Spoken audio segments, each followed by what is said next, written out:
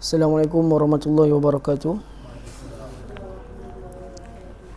Innal hamdalillah nahmaduhu wa nasta'inuhu wa nastaghfiruh wa na'udzu billahi min shururi anfusina wa min sayyiati a'malina. Man yahdihillahu fala mudilla lahu wa man yudlil fala hadiya lahu. Asyhadu an la ilaha illallah wa asyhadu anna Muhammadan 'abduhu wa rasuluh. Qala Allah ta'ala fi kitabihil aziz, ya ayyuhalladzina amanu taqullaha haqqa tuqatih wa la tamutunna illa wa antum muslimun. Qala Allah ta'ala, ya ayyuhan nasu ittaqu rabbakumul ladzi khalaqakum min nafsin wahidah wa khalaqa minha zawjaha wa bassa minhuma rijalan katsiran wa nisaa'a wattaqullaha alladzi tasaaluna bihi wal arham innallaha kana 'alaykum raqiba. Fa inna asdaqal haditsi kitabullah wa khairul hadi Muhammad sallallahu alaihi wasallam wa syarrul umuri muhdatsatuha wa kullu muhdatsatin bid'ah wa kullu bid'atin dhalalah wa kullu dhalalatin finnar. Amma ba'd. Alhamdulillah, tamu-tamunya marilah kita bersyukur kepada Allah kerana limpah dan kurnia serta rahmat daripada Allah. Kita dapat berjumpa lagi pada malam ini dan seterusnya kita menyambung pengajian kita berkenaan dengan surah Yusuf, yang mana pada minggu lepas apa yang telah kita dapati daripada surah Yusuf adalah berkenaan dengan kisah apabila Raja Mesir tersebut meminta agar Nabi Yusuf datang hadir, dan apabila Nabi Yusuf hadir, falamma kalamahu qala innaka al-yawma ladaina makinun amin. Dia berkenan untuk menjadikan Nabi Yusuf sebagai orang yang penting dalam pentadbiran negara, makinun amin, iaitu sebagai orang yang terpercaya dan orang yang ada jawatan dalam di dalam pemerintahan lah. Qala ja'alni ala khazainil ard. Kemudian Nabi Allah Yusuf telah berkata kepada Raja Mesir tersebut, dia meminta agar menjadikan dia sebagai orang yang menjaga perbendaraan negara. Kerana Nabi Yusuf mengatakan bahawa inni hafizun alim, aku adalah orang yang amanah, hafizun iaitu orang yang boleh pakar dan berupaya menjaga sesuatu, amin, dan juga aku adalah seorang yang beramanah, yang mana telah kita bincangkan pada minggu dulu berkenaan dengan ayat ini bahawa asal kepada hukum meminta jawatan itu adalah tidak dalam sunnah Nabi tidak diharuskan meminta jawatan. Tidak diharuskan meminta jawatan jikalau orang yang meminta jawatan tersebut bukanlah seorang yang berkeahlian dan juga bukanlah orang yang bukan berkeahlian lah, kita kata. Amanah tu bab lain. Kita sebut dari sudut keahlian, al-ahliyah, ataupun fa innahu man istajarhu qawiyyun amin. Seperti mana yang disebut kisah Nabi Musa tu, anak kepada kononnya lah Nabi Shu'aib tu mengatakan bahawa kalau nak pilih orang sebagai bekerja, carilah orang yang qawiyyun amin, iaitu amanah dan juga berkepakaran. Jadi asal kepada hukum meminta jawatan adalah dalam sunnahnya adalah tidak diharuskan seandainya tidak ada kepakaran, tidak ada keahlian. Tapi seandainya kita ada kepakaran, kita ada keahlian, kita diharuskan meminta jawatan tersebut. Dan seandainya kita meminta jawatan tersebut dan perbuatan tersebut tak dicela lah, seandainya kita meminta jawatan dalam keadaan kita berkeahlian dalam benda yang kita minta tu. Bahkan kita dah bincang juga, ulama' juga mengharuskan perkara tersebut dalam bab main kabel kan. Main kabel tu dibenarkan seandainya tidak berlaku kezaliman terhadap mana-mana pihak. Maka main kabel tu bolehlah. Seandainya orang yang nak main kabel tu adalah orang yang berkeahlian, dia pakar dalam jawatan tersebut, maka perkara itu tidak berlaku, tidak boleh, orang kata secara kasarnya tak berlaku apa-apa kezaliman kepada manusia lain, maka dia diharuskan. Dan apa nama, cuma adalah ulama ada bincang juga dalam bab tu. Seandainya macam kita tengok kan,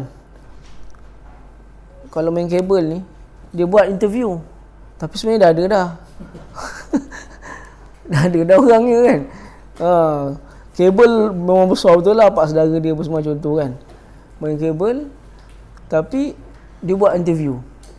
Dalam bab ni beberapa ulama mutakhirin lah, ulama-ulama kontemporari mengatakan perkara tersebut dalam bab al-ghish dipanggil. Itu dalam bab apa? Dia termasuk dalam bab kezaliman, sebab ada di situ ada bab penipuan. Dalam bab penipuan itu termasuk dalam bab penipuan lah. Tapi seandainya apa, dia asal dia jangan ada perkara kezaliman berlaku. Mula ada apa orang kata adanya unsur kezaliman boleh berlaku, maka ianya tidak diharuskan oleh syarak lah. Dan seandainya seorang itu telah pun menjawab satu jawatan tersebut yang diminta, maka hendaklah dia bertawakal kepada Allah dan melakukan amanah yang telah diberikan sesuai apa yang telah dimintalah. Itu adalah yang kita kata asal kepada perkara tersebut. Dan Nabi Allah Yusuf meminta jawatan tersebut pertamanya kerana pertamanya dia berkelayakan, dan yang mana keduanya juga menyatakan bahawa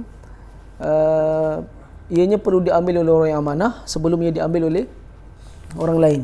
Dan ketika itu Nabi Allah Yusuf adalah orang yang paling layak lah dalam bab ni. Kerana satu, sebab apa dia boleh dianggap layak? Kerana dia telah melakukan satu jasa yang sangat besar lah kepada kerajaan Mesir itu sendiri. Dia telah menyelamatkan jutaan, bahkan ribuan juga jutaan rakyat Mesir ketika itu. Dan dan dia mengatakan, Allah mengatakan bahawa begitulah kami menempatkan Nabi Yusuf berada di dalam Mesir, wa yatabawwa'u min haitsu yasha. Wa yatabawwa'u min haitsu yasha ni nak cakapnya dia boleh berjalan ke mana-mana dia nak. Itu terjemahan literal lah. Saya pun teringat soalan Abang Fairuz minggu lepas tentang siapakah yang bercakap bila dia kata aku ni bukannya baik sangat kan, aku ni bukannya baik. Kemudian dia kata sesungguhnya nafsu itu boleh menyuruh ke arah perkara yang buruk, kecuali oleh orang-orang yang dirahmati oleh Allah. Sesungguhnya dirahmati oleh Tuhanku, yang mana Tuhanku adalah yang maha pengampun lagi maha pengasihani. Di situ minggu lepasnya saya adalah baca beberapa buah tafsir, dan tafsir sebenarnya dalam bab ayat tu pun memang berlaku khilaf lah juga sebenarnya. Khilaf tentang siapakah yang bercakap. Memang ada satu pandangan contoh yang mengatakan yang bercakap ni adalah Nabi Yusuf. Dia kata perkataan perempuan tu dah habis pada ayat sebelum lagi dah. Bila dia kata aku tak nak mengkhianati dia dalam keadaan dia tak ada. Kan dia sebut kan? Ayat yang 52. Dan sesungguhnya Allah tidak akan memberi kejayaan kepada orang yang khianat. Perkataan isteri Aziz tu habis itu je dia kata. Yang ni bukan isteri Aziz lagi sebut, kata Nabi Yusuf. Tapi yang menyokong perkataan pendapat tu adalah antaranya Al-Imam Ibn Katsir. Bahkan dalam tafsir Al-Biqai di antara tafsir yang mengatakan, yang menyebut tu, ada juga tafsir yang lain macam Zamakhsyari pun ada yang menyebut. Tapi pengarang yang saya guna, kitab yang saya guna, iaitu tafsir Al-Wasit oleh Dr. Ali At-Tantawi, dia mengatakan dia buat perbandingan, dan akhir sekali dia kata dan pandangan yang lebih tepat adalah yang bercakap tu adalah isteri Aziz.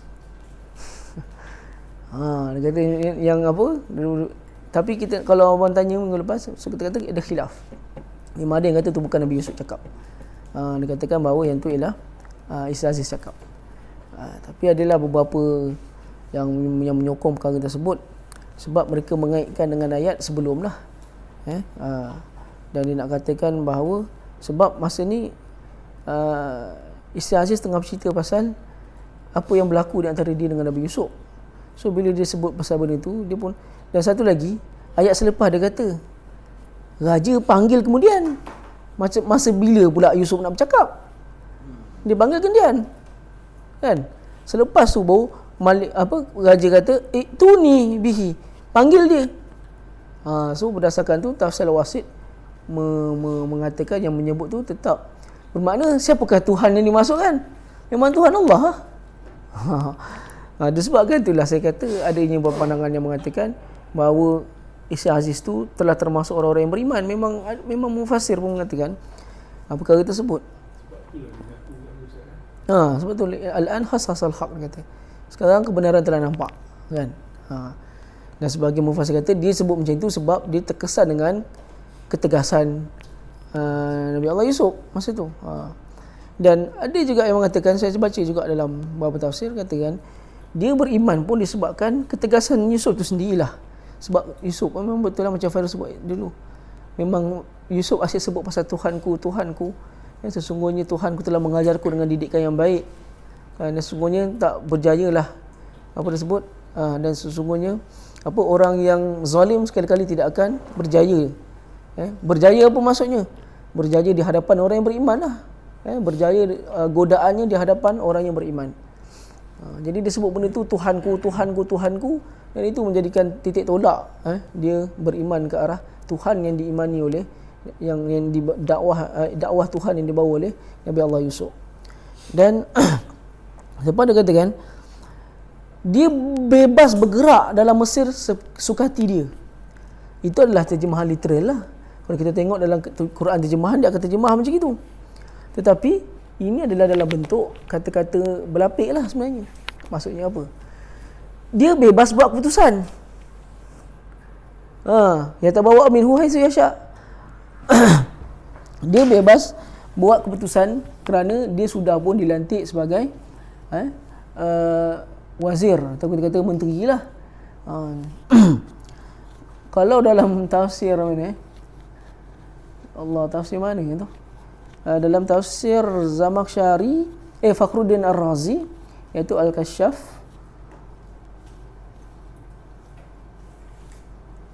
bukan Kashaf Mafatihul Ghaib, Fakhruddin Ar-Razi, dia katakan bahawa dia ni dipakaikan seperti mana Fir'aun punya pakaian. Kita tengok yang Fir'aun punya pakaian tu ada ular kat atas kan. Lepas tu ekor ular tu sambung kat bawah lagi kan.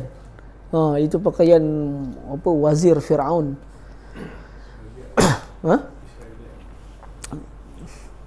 Betul lah, Israeliat kalau kita nak katakan. Sebab tapi kalau nak katakan Israeliat pun orang kata rekod sejarah boleh menyokong perkataan tu. Rekod-rekod sejarah. Kerana kalau kita tengok hieroglif tulisan yang terdapat di atas piramid dan sebagainya, lukisan-lukisan tu semua menggambarkan memang dia punya orang besar dia pakai macam itu, ada ular atas. Kemudian ada kalau dalam tafsir itulah tu cerita dia, walaupun zaman tu ialah bangsa Hyksos, tapi saya bacalah beberapa jurnal bermakna mereka ada juga masih mengekalkan pakaian-pakaian rasmi. Apa yang pakaian rasmi Firaun buat masih ada yang mengekalkan. So dia banyak berkait dengan bab sejarah lah dalam bab tu. So kalau katakan ada beberapa tafsir Mafatihul Ghaib antaranya dia mengatakan bahawa dia memakai dengan mahkota ada ular tu, pakai.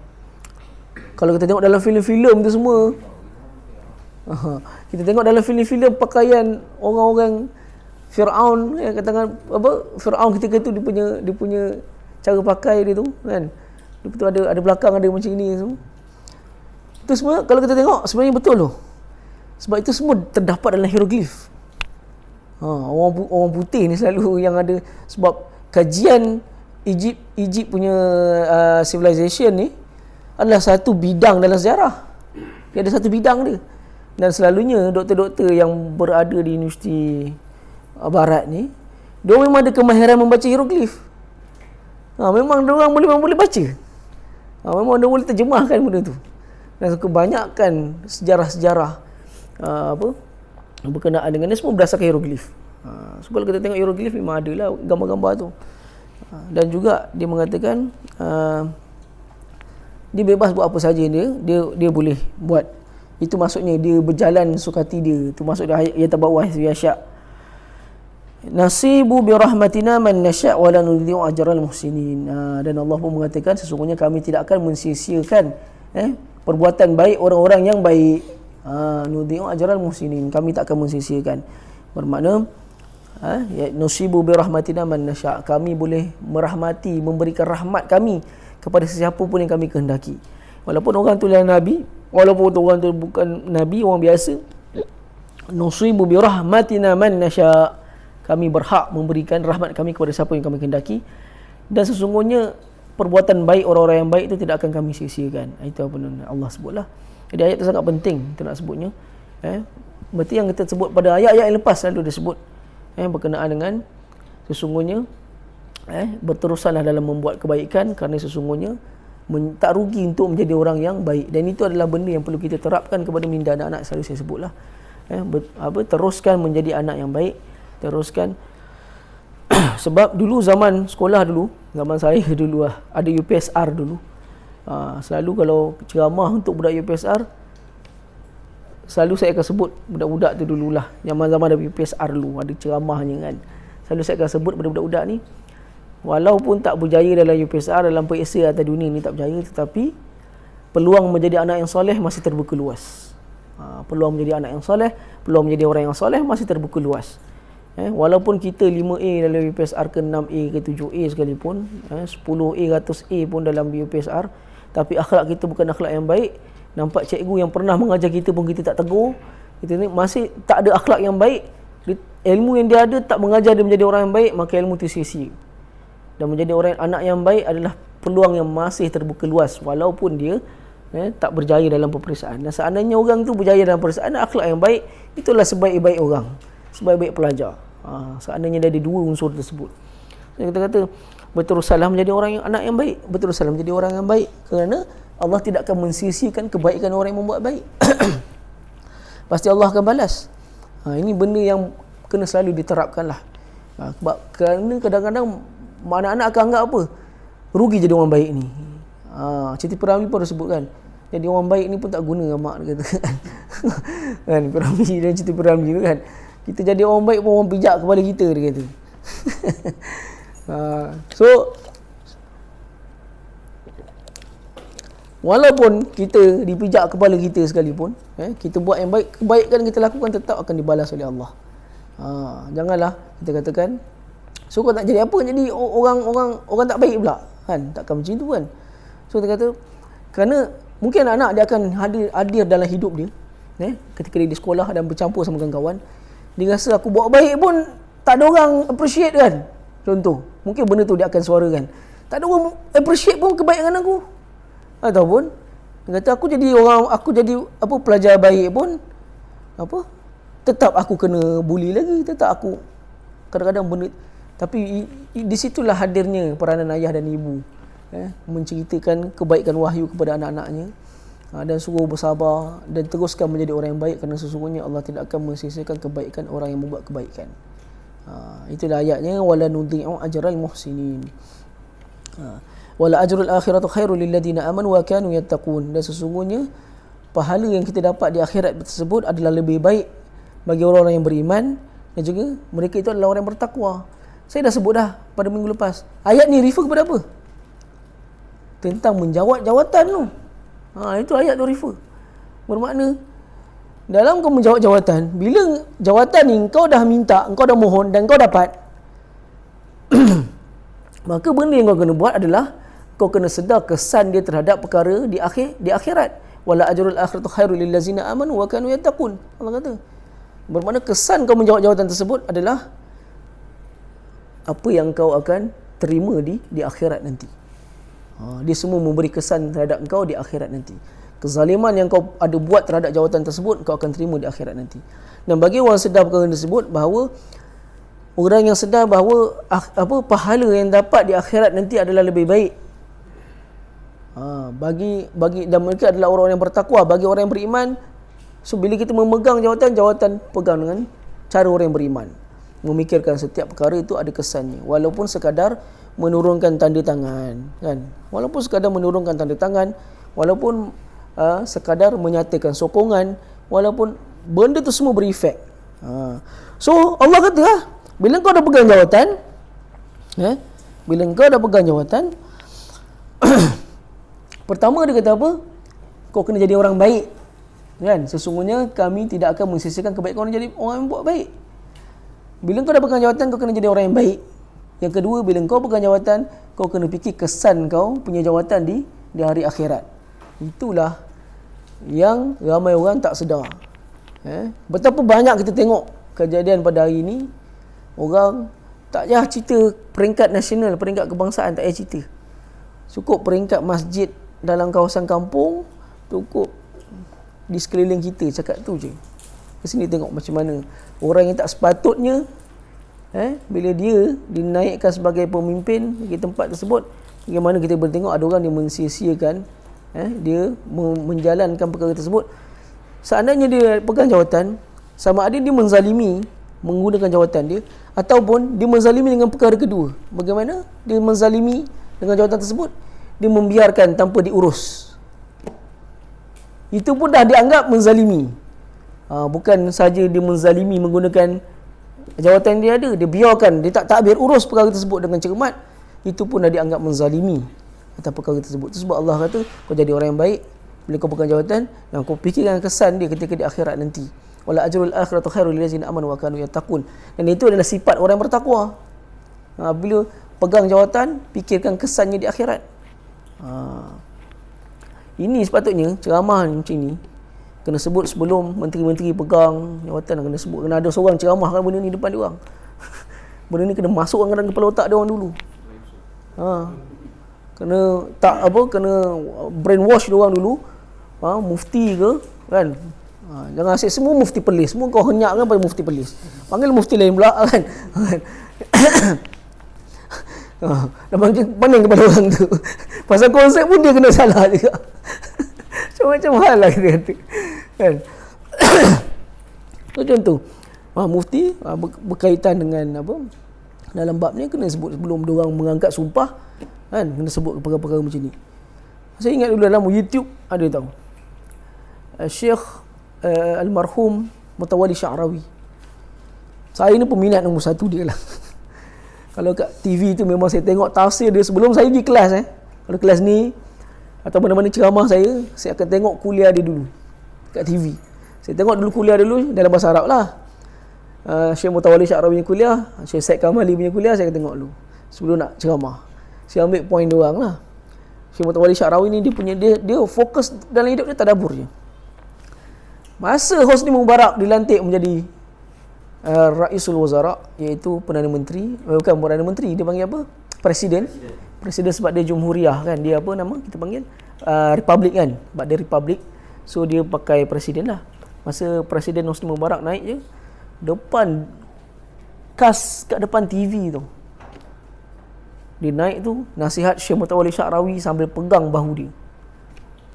Kalau kau tak jalankan amanah ni, kau tunggu nasib kau di akhirat. Cakap macam tu je depan Hosni Mubarak. Tapi apa Hosni Mubarak buat? Dia sia-siakan amanah yang telah diberikan. Dia tak dengar cakap apa ulama. Itu baru betul negara Mesir. Naik seorang presiden, dia cakap tu depan TV. Dalam YouTube masih ada. Type Mutawalli apa nasihat dalam bahasa Inggeris apa? Advice Hosni Mubarak, akan tengok nanti dia akan sebut. Ada yang dah siap terjemah dah. Dia cakap depan-depan Hosni Mubarak. Semua betul. Jadi kita kata Syekh Mutawalli Sya'rawi ni walaupun dulu cerita ni keselingan lah. Jadi tok guru saya almarhum Syekh Bukhuzal Hasan At-Tatwani, dia cakap apa tau? Jangan dengar ceramah Syekh Mutawalli, jangan baca buku dia. Dia adalah ahlu sufi, bid'i, munharif atau sesat. Saya boleh dengar Syekh cakap macam tu, memang tak beli langsung buku dia, memang takut nak dengar. Sebab Syekh cakap macam tu kan. Satu hari ni jadikan cerita, saya beli buku dia. Tajuk dia Yaumul Qiyamah. Tajuk dia Yaumul Qiyamah je. Saya beli. Saya baca buku dia. Saya baca buku dia tu, pertama sekali baca-baca dia, saya dah rasa, wow, hebatnya cara dia tadabbur ayat Quran. Saya rasa tak pernah saya baca tadabbur yang apa, yang macam mana Syekh Mutawalli Sya'rawi cerita kan. Okey, saya biarkan sebab saya teringat pesan Tok Guru ni sebut. Dia ni ahlul bid'ah, sesat semua kan. So kata tak nak. Saya beli je buku dia, saya baca. Balik Malaysia, bila orang duk cerita, tapi dalam lately lah, bukan masa mula-mula bulan Malaysia dulu. Orang cerita pasal tadabbur Syekh Mutawalli. Kau dengar Syekh Mutawalli. Saya dengar lah kuliah dia. Bila dengar, kata ni yang Syekh pernah, Tok Guru aku pernah sebut ni orang sesat apa semua kan. Bila kita dengar dia punya ceramah, saya rasa, uish, hebatnya ceramah dia. Dia punya cara tadabbur sangat luar kotak. Benda yang kita tak perasan tentang ayat tu, dia cerita benda tu. Dan dia kalau tadabbur ayat Quran, dia cuma berbekalkan Quran je depan dia. Dia pakai Quran depan dia, dan dia ada audience dia sangat responsif. Audience dia, kalau dia baca satu ayat, semua Allahu Akbar, semua takbir macam tu. So, kalau dia dah tadabbur semua Allah belakang-belakang ni, memang takjub dengan cara dia tadabbur ayat Quran. So, saya memang selalu saya dengar kuliah dia, tadabbur ayat Quran dia. Dan apa, itu sebab saya kata kita ni dalam menjadi seorang penuntut ilmu, jangan takut membaca buku. Jangan takut membaca buku. Jangan takut untuk explore benda-benda yang di luar pengetahuan kita. Dan kalau boleh, jangan, walaupun ada orang yang kata dia sesat dan sebagainya, itu mungkin pandangan Tok Guru kita kan, mungkin lah. Kita hormat pandangan dia. Buat mungkin dia bercakap macam tu sebab dia tak nak bagi orang apa, memang adalah pandangan beberapa Syekh Mutawalli Sya'rawi yang semoga Allah maafkan dia lah. Ada beberapa pandangan dia kadang-kadang dia gunakan hadis yang tak terlalu dhaif pun ada dia guna. So mungkin semoga Allah maafkan bab tu. Cuma dalam bab lain banyak manfaat dia. So kita dalam menjadi seorang penuntut ilmu ni, pertamanya kita kena banyak membanding beza. Kena banyak membanding beza dalam menuntut ilmu. Dan kadang-kadang mungkin kita teroka satu lorong, tapi kita takut nak teroka lorong yang lain. Jangan takut membaca buku, jangan takut explore dalam bab ilmu ni, explore lah. Kan? Tetapi dia ada tahapan dia lah. Bila orang tu dia punya ilmu dia dah, orang kata dia punya bacaan dia dah meluas, barulah dia boleh. Sebab apa tau? Kesan dia apa tau? Kesan dia, berapa ramai syekh-syekh ni, tok-tok guru ataupun ulama ni, dia patah balik dari pandangan lama dia.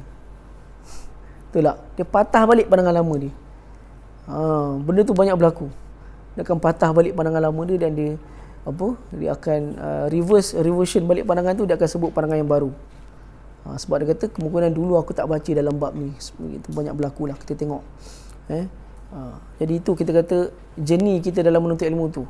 Dan jangan pernah berputus asa dengan rahmat Allah.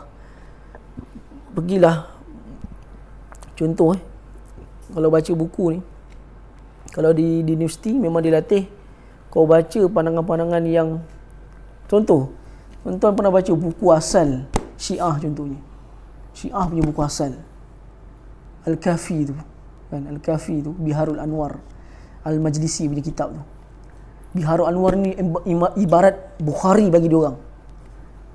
Imam yang mengumpulkan semua riwayat daripada ulama Ahlul Bait punya riwayat hadis. Yang kumpulkan. Pernah baca tak? Dulu zaman saya belajar, pensyarah saya suruh baca kitab-kitab Syiah ni. Dan saya ingat sampai sekarang dia kata, kita kalau nak baca satu pandangan ni, kita jangan baca pandangan orang yang dah siap tolak dia, jangan. Tapi kita nak tolak dia, kita baca daripada sumber asal dia dulu. Itu cara journey kita dalam menuntut ilmu. Macam dululah contoh saya peribadilah saya cerita selingan. Saya zaman belajar dululah. Memang sebelum pergi Morocco saya duduk pondok. Duduk pondok memang saya ni memang geng kasidah apa semua ni. Memang duduk pondok. Belajar dengan tok guru pondok. Pergi Morocco, saya pegang dengan kepondokan saya ni. Orang pondok mesti kena belajar kitab pondok dan duduk sana. Dah pergi Morocco, kepala otak kita fikir memang apa yang budak-budak pondok fikir. Pergi Morocco ni berserban ni, beridak bagai ni, serban pondok ni. Serban pondok dia ada atas, ada congek sikit atas, macam Minangkabau punya tu. Atas ada congek. Ikat serban pondok ni pergi Morocco. Sekali pergi masuk kuliah. Lepas tu pergi masuk kuliah, dengar pensyarah ngajar, dengar syekh ni ajar. Pandangan saya terus berubah. 360 darjah saya berubah terus. Dia kata banyak benda juga tok guru aku ajar dia salah. Banyak tu aku ajar salah dulu kata. Lepas tu saya berubah ke arah, masa tu saya tak pakai mazhab. Mazhab ni saya tak pakai. Sebab saya belajar dengan, pertamanya saya belajar dengan dua jenis orang. Satu orang yang menolak mazhab, iaitu Al-Imam Syekh Abu Khubzah Al-Hasan At-Tatwani. Dan yang kedua, saya belajar dengan orang yang tegar mazhab Maliki, Syekh Abdul Qadir Karkish At-Tatwani. Belajar mazhab Maliki dengan dia. Masa belajar dengan Syekh Abu Khubzah tu, saya tak pakai mazhab. Kata kita buat apa nak pakai mazhab ni, kita ambil Al-Quran Sunnah tu rasa. Memang kata hadis dah sebut macam ni, macam itulah pemikiran saya. Lepas tu belajar Maliki, belajar juga. Lepas tu saya buat perbandingan, dengar kuliah. Zaman tu saya dulu memang orang kata apa yang Tok Guru ajar tu, jangan dengar kuliah, dia kata dengan saya, jangan dengar kuliah dalam bahasa bunda kau dengar kuliah dalam bahasa Arab. Suruh kita kawan dengan Arab, dengar kuliah Arab, baca buku Arab, kalau boleh mengigau pun bahasa Arab gitu. Jadi benda tu mendidik saya tu. Balik kita dah semakin tua, dah makin berumur, dah makin menginjak nak menginjak ke umur 40 tahun ni. Makin banyak baca buku, aku rasa macam bodohnya aku dulu. Banyak benda yang aku rasa macam aku betul. Tapi bila aku baca, aku dengar kuliah. Begitulah kita. Dalam perjalanan kita mencari kebenaran. Begitulah. Jangan pernah kita, dan benda yang paling penting dalam mencari kebenaran, mintalah kebenaran tu hidayah daripada Allah. Itulah benda paling penting sekali. Selalu minta benda hidayah ni, memang kena minta kepada Allah. Sebab dalam hadis Nabi sendiri sebut, aku minta hidayah walaupun dia telah nabiyun ursil, walaupun dia telah nabi yang telah diutuskan, dia tetap minta hidayah dalam hadis. Mintalah hidayahnya kepada Allah dalam kita mencari kebenaran ni. Sebab bila kita makin dewasa, ada sebut macam ni, ustaz ni sebut macam ni, ustaz ni sebut macam ni, itu akhirnya orang kata apa? Nak ikut mana satu? Bersabarlah, mintalah hidayah daripada Allah. Teruskan perjalanan kita menuntut ilmu. Tapi benda yang paling silap adalah apa? Kita berputus asa daripada jalan menuntut ilmu. Itu adalah benda paling silap kau telah lakukan dalam hidup kau. Itu keputusan paling silap kau buat. Bila kau dah rasa macam lagu, tutup kitab, dah aku tak nak menuntut ilmu, dah lantak lah apa jadi. Dan ni kata macam ni, itu adalah keputusan paling silap kau telah lakukan. Hidup menuntut ilmu ni sampai kau mati di tembus tanah, tak akan pernah berhenti. Membaca buku, menghafal, menulis, membanding beza, berfikir, menyelesaikan masalah, itu semua adalah aktiviti yang sentiasa kena lakukan sampai kau mati. Jadi kita kena berubah daripada zaman dulu kita cuma dengar satu pihak je, ataupun kita dengar satu lorong je, tak. Berani untuk dengar berbagai pihak dan bandingkan. Dan dalam menuntut ilmu ni, mintalah hidayah hanya kepada Allah. Dan Allah mengatakan, yang ni ayat baru. Ustaz, sebelum masuk ayat baru, nak tanya soalan. Bila Nabi Yusuf dilantik menjadi pembesar, adakah setelah mimpi itu terjawab ataupun setelah mimpi itu terjawab? Selepas berapa tahun? Ya, selepas mimpi itu terjawab. 7 tahun, 15 tahun. 7 tahun, 15 tahun. Berapa lama dia menjadi? Sebelum apa?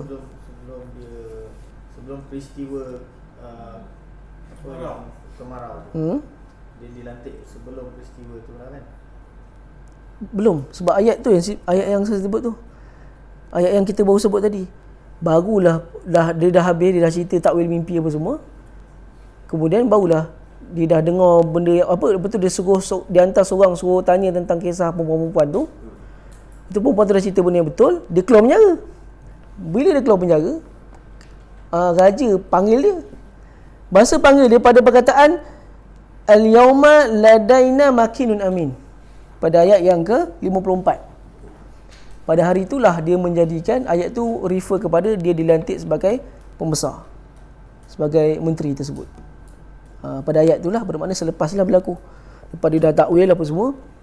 Sebab kita ni dia takwil mimpi masa dia dekat mana? Dalam penjara dia takwil mimpi. Dia belum lepas lagi.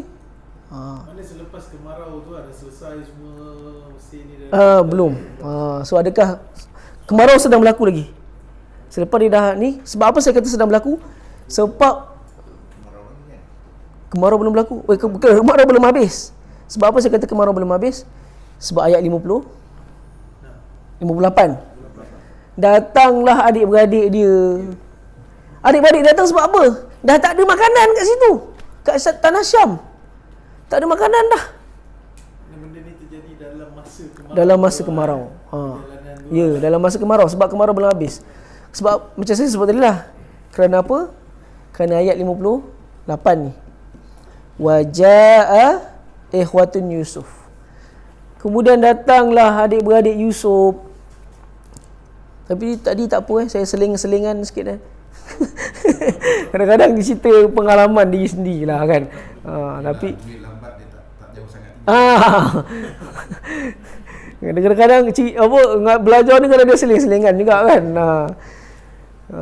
So kita kata bila datangnya adik-beradik Yusuf, fadakhalu alaih.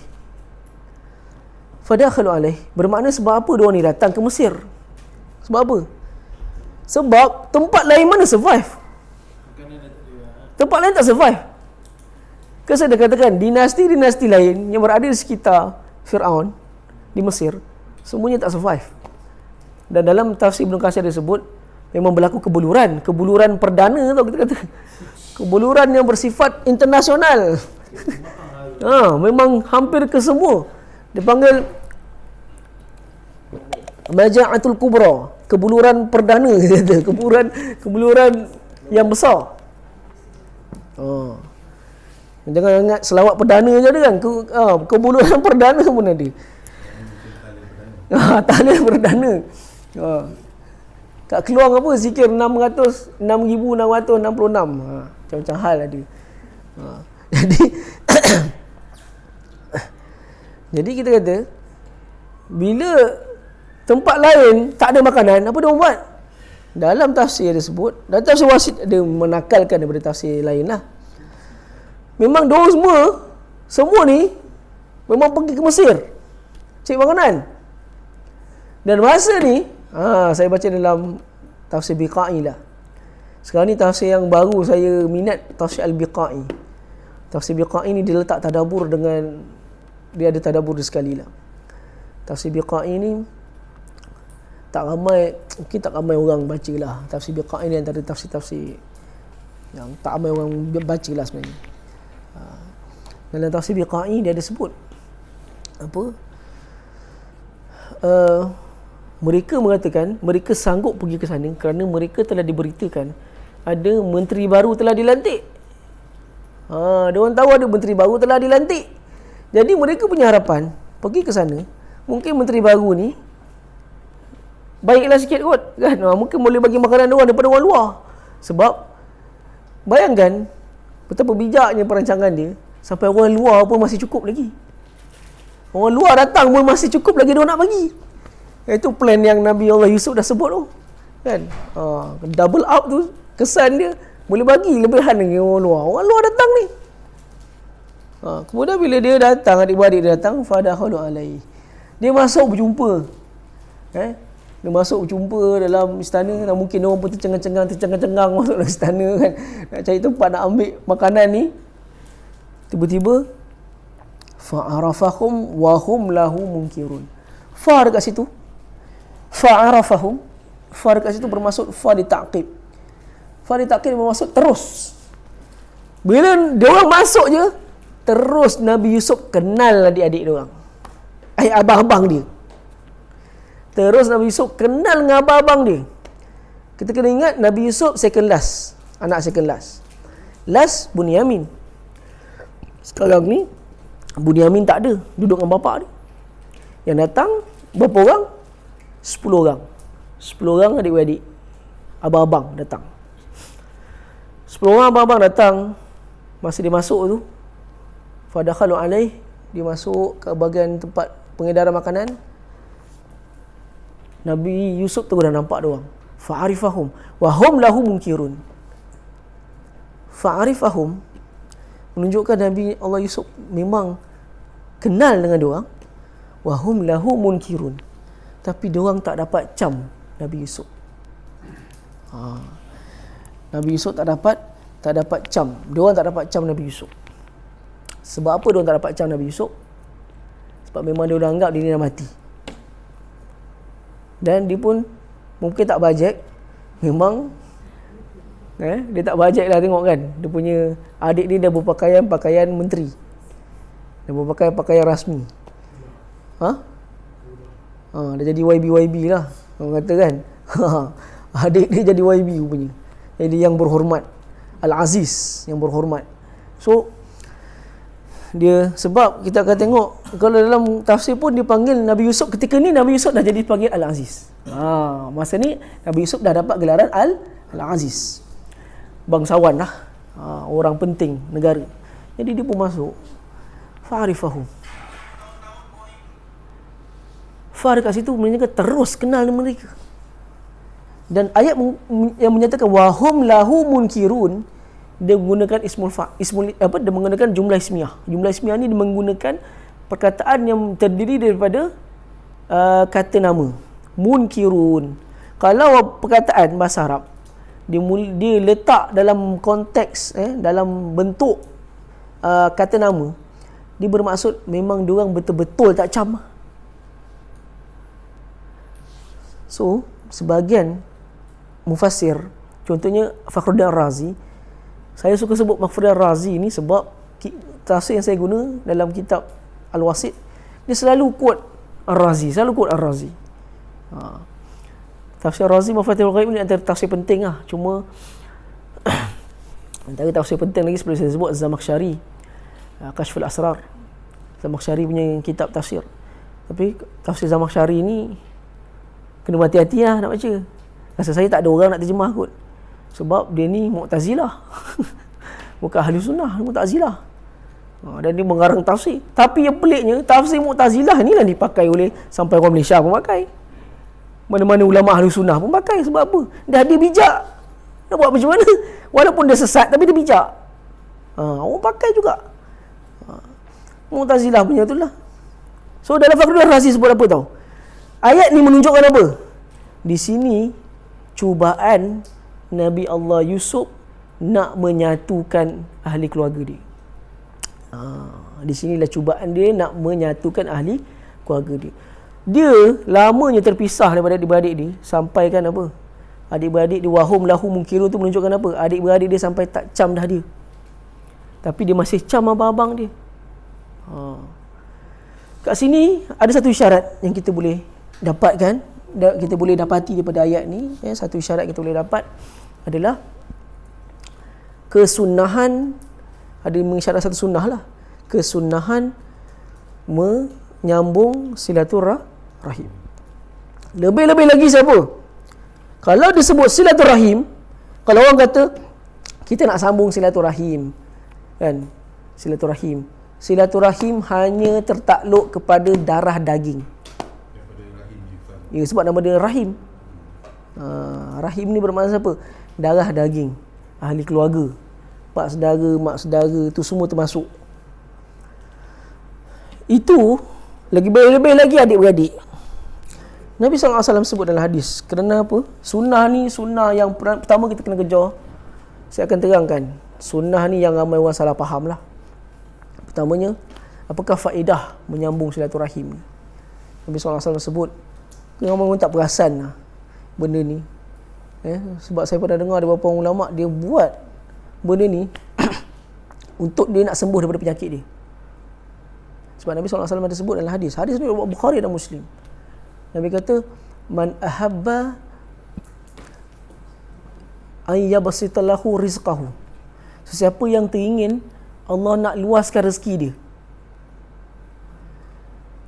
wa yansa'a ala atharihi, dan dilambatkan ajal dia. Dilambatkan ajal dia. Pertama diluaskan rezeki, dilambatkan ajalnya. Wa yuwassi'u lahu amwalahu, diluaskan hartanya. Falyasil rahimah, hendaklah dia menyambung silaturahim dengan ahli keluarga dia. Ini 3 faedah. Diluaskan rezeki. Dulu saya ingat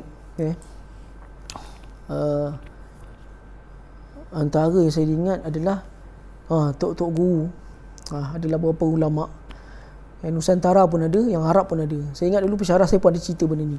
Ada tok-tok guru dia orang, memang amalan dia dalam 1 minggu atau 1 bulan tu kerja dia ziarah orang. Kerja dia ziarah orang. Bila tanya sebab apa? Sebab dia baca hadis ni. Dan juga dalam hadis ada sebut man sarrahu ayyutawwilallahu fi umrihi. Sesiapa yang teringin Allah nak panjangkan umur dia. Sama je dilambatkan ajal dia, sama dengan dipanjangkan umur dia.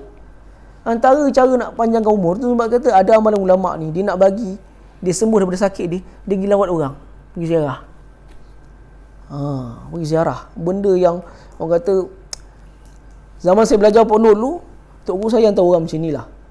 Dia selalu ajak saya dengan kawan-kawan, beberapa orang pelajar, kata hari ni kita pergi jumpa orang ni. Hari ni kita pergi jumpa orang ni. Buat apa? Masa tu saya ingat tok guru saya ajak pergi rumah satu orang ni, rupanya yang dia ajak tu semua tu kawan-kawan ayah dia. Saya pergi tu rumah tu satu-satu. Pergi rumah ni semua kawan-kawan ayah dia. Dia sambung silaturahim dengan ayah dia. Ayah dia punya kawan-kawan, dia pergi tengok, dia pergi jenguk. Ini antara yang ulama-ulama tak tinggalkan amalan ni, pergi menziarahi orang. Lebih-lebih lagi kalau orang tu sakit. Allah akan luaskan rezeki dia, Allah akan Allah akan panjangkan umur dia. Sebab apa? Sebagai ulama ada bahas bab ni. Apa kaitan dia boleh memanjangkan umur? Kerana antaranya ulama kontemporari lah.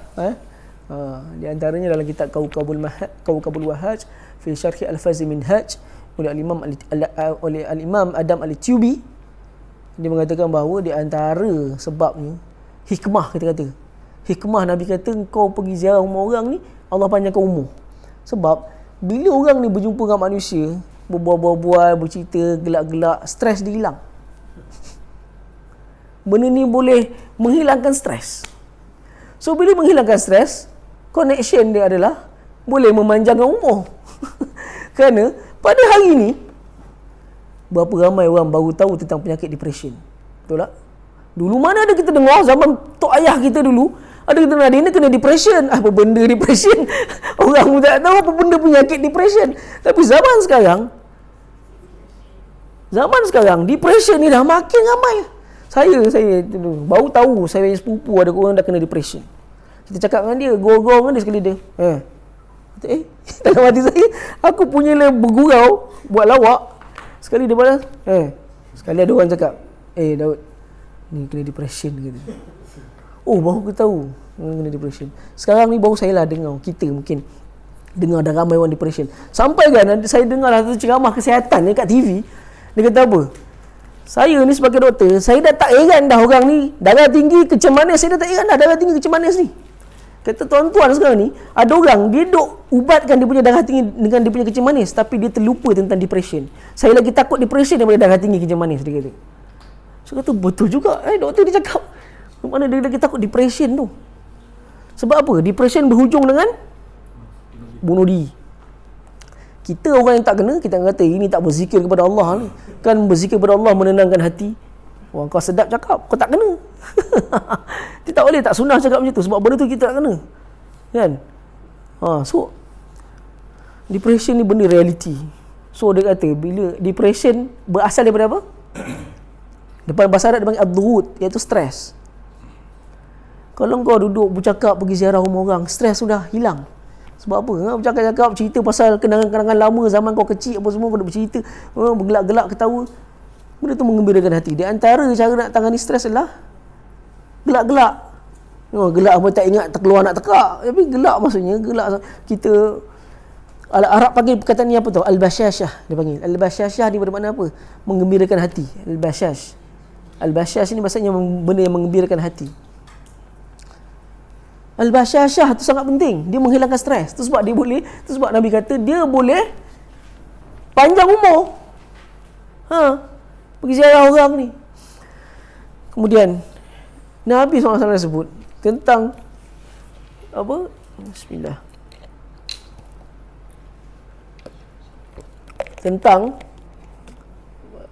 cara pandangan yang betul lah tentang ni, tentang Nak namakan anak perempuan boleh. Nur Bashashah. Keceriaan wajah. Bashashah ni maksudnya keceriaan wajah. Ceria. Apa saya sebut tadi? Ada satu hadis Nabi SAW sebut, laisal wasilu bil mukafi. Orang yang dianggap menyambung silaturahim ni bukannya orang al-mukafi. Mukafi macam mana? Mukafi macam ni.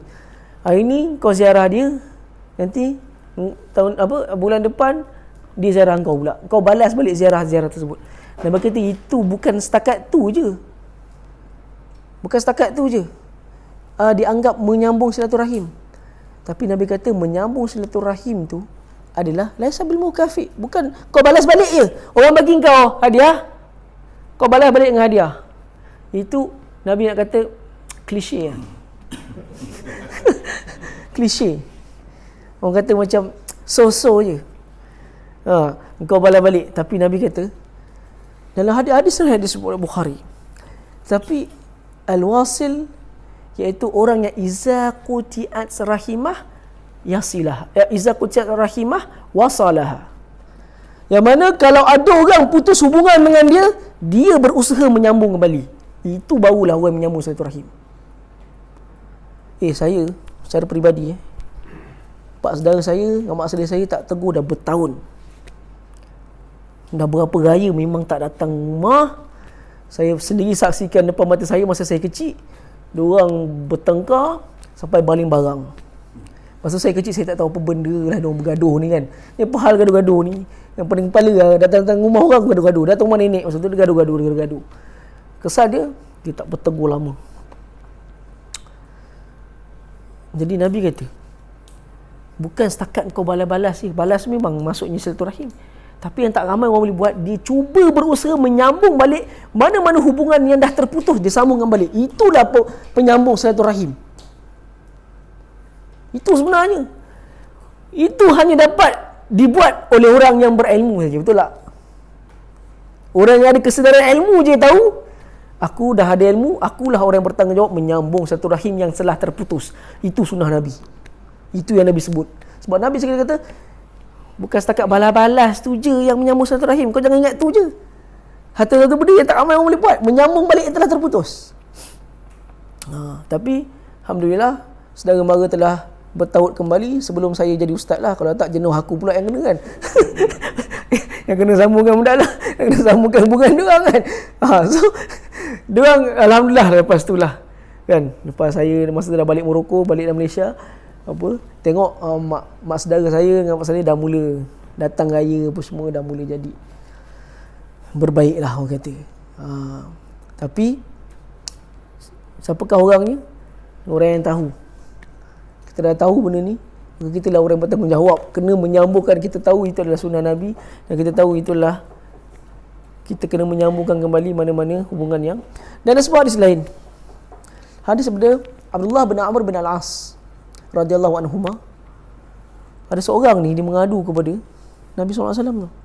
Dia kata apa? Ya Rasulullah, inna li qarabatun. Aku ni ada saudara mara. Kan dia kata aku asiluhum wa yuqatti'unani. Aku ni punyalah cuba nak sambungkan hubungan silaturahim dengan diorang ni. Tapi diorang ni sentiasa cuba nak putuskan. Aku sentiasa cuba nak sambungkan, diorang suka nak putuskan.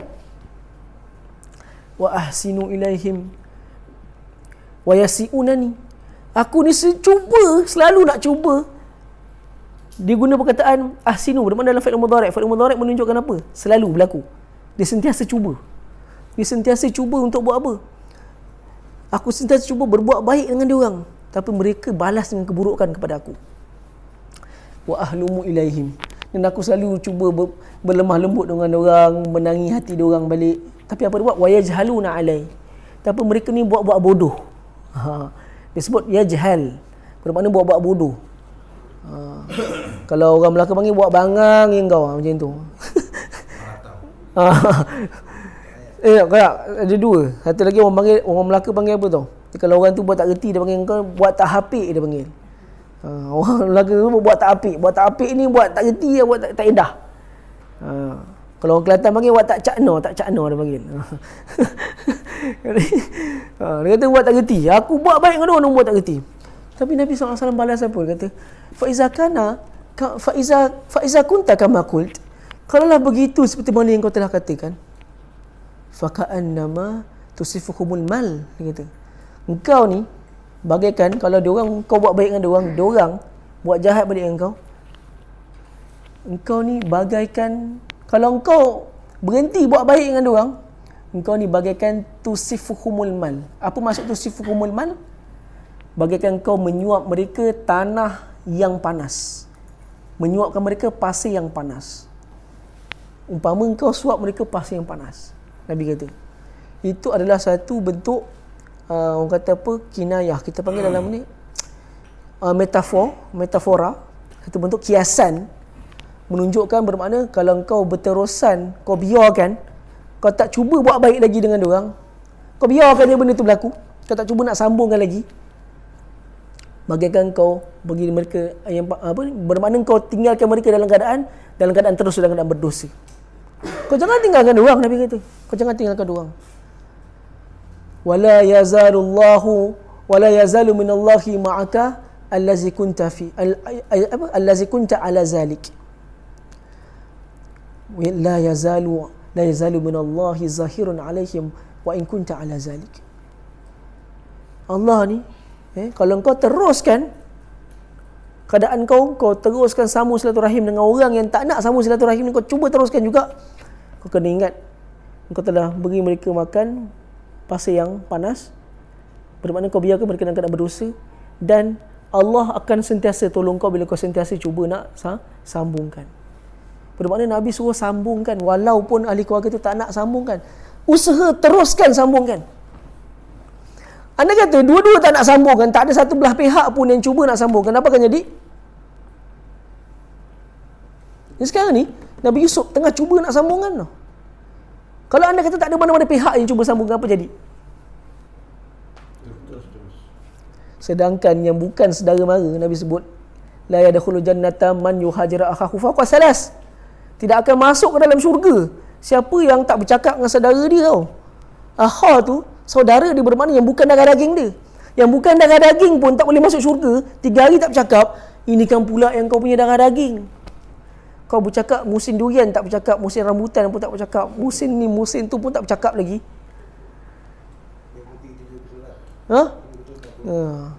Aku sumpah kau 7 keturunan, aku takkan bercakap kau 7 keturunan. Abu Bakar As-Siddiq radhiyallahu anhu dalam sebuah kitab Al-Imam Al-Qurtubi, dalam kitab Al-Jami' li Ahkamil Quran, ada menyatakan, dibawa satu riwayat bahawa Abu Bakar ni radhiyallahu an, dia ni anak dia kita tahulah Aisyah. Masa kes Al-Ifki, Aisyah dituduh dituduh buat benda yang tak baik dengan salah seorang sahabat. Masa tu Abu Bakar ni ada seorang sepupu tau. Ada seorang sepupu dia nama Mistah. Nama sepupu dia Mistah. Dan apa yang Mistah ni buat dia di antara golongan yang cakap buruk tentang Aisyah. Dan benda tu telah membuatkan Abu Bakar ni terasa hati dengan Mistah. Dan Abu Bakar ni, dia ni punya baik. Keluarga Mistah ni, selama Mistah hidup, keluarga orang tu lah dia sara. Keluarga Mistah ni dia sara keluarga orang tu. Tapi bila satu hari dia dapat tahu yang Mistah ni antara pembawa mulut tentang kes Aisyah, hati dia kata apa? Demi Allah, sampai bila pun aku takkan bagi sesen pun kat engkau. Dia bersumpah dengan nama Allah, dia takkan beri apa-apa sesen kepada engkau lagi dah. Sebab dulu aku sara kau keluarga engkau, kau orang pula bawa mulut. Turun satu ayat. Ini tadabbur jenis tinggi ni. Turun satu ayat. Abu Bakar baca wal ya'fu wa yasfahu. Hendaklah engkau memaafkan dan bersalam-salamanlah. Tak, bukan turun pada Abu Bakar, tapi dia baca ayat ni. Sebab bila ayat tu turun, dia baca ayat ni. Wal ya'fu wa yasfahu. Ala tuhibbunallaha ay yaghfira lakum wallahu ghafurur rahim. Apakah kau tidak inginkan Allah mengampunkan dosa engkau? Sesungguhnya Allah itu Maha Pengampun lagi Maha Mengasihani. Mana ayat tu nak sebut apa? Engkau memaafkan orang, Allah akan ampunkan dosa engkau. Di antara cara nak terampun dosa, memaafkan orang. Wal ya'fu wal yasfahu. Bila dia dengar je ayat ni, dia terus pergi rumah Mistah, yang terus bagi duit pada rumah Mistah. Walaupun dia tahu orang ni dah cakap buruk tentang anak dia. Ini sahabat, dia dengar satu ayat, dia terus jadi tak keruan orang. Sebab dia tahu tentang ayat macam mana. Itu pentingnya kita nak sebutnya sunnah menyambung silaturahim ni. Sunnah dah makin pupus orang kata. Yang penting yang kita nak sebut ni lah, cubaan kita menyambung mana-mana yang terputus. Cuba tanya diri kita boleh buat benda tu. Menyambung balik mana-mana yang terputus. Kebanyakan kita mungkin lantak engkau lah bergaduh. Kan? Bukan hal aku, yang penting bukan keluarga aku yang bergaduh. Kerana dia adalah darah daging kau. So tetap kita kena cuba mana-mana ahli keluarga kita yang mana kita jumpa masih belum lagi bersifat memaafkan, maka hendaklah kita cuba menyambung balik. So apa yang Nabi Allah Yusuf buat ni, inilah dia. Seandainya kita buat sunnah ni, sunnah menziarahi orang. Sebab ada orang mungkin dia rasa macam, biar aku duduk rumah tengok handphone lagi best daripada aku nak pergi rumah orang, pergi rumah. Jadikan kesempatan ni waktu bila tau? Kesempatan raya ni. Walaupun dia adalah satu adat, tapi dia masih adat yang baik. Sebab kalau Arab lepas sembahyang raya, dia balik rumah dia tidur. Tak ada raya. Kalau kita tak ada kedudukan, orang akan pandang. Satu cerita juga tu. Betul, satu cerita juga. Kalau kita menteri, boleh panggil. Kalau kita biasa-biasa cahaya kan, kita nak baikkan dengan orang pun, buat tak pandang je. Itu dugaan. Itu dugaan betul. Tapi baik tak baik. tak, bagi saya, apa yang saya nak utarakan ialah kita ada cubaan buat sunnah itulah.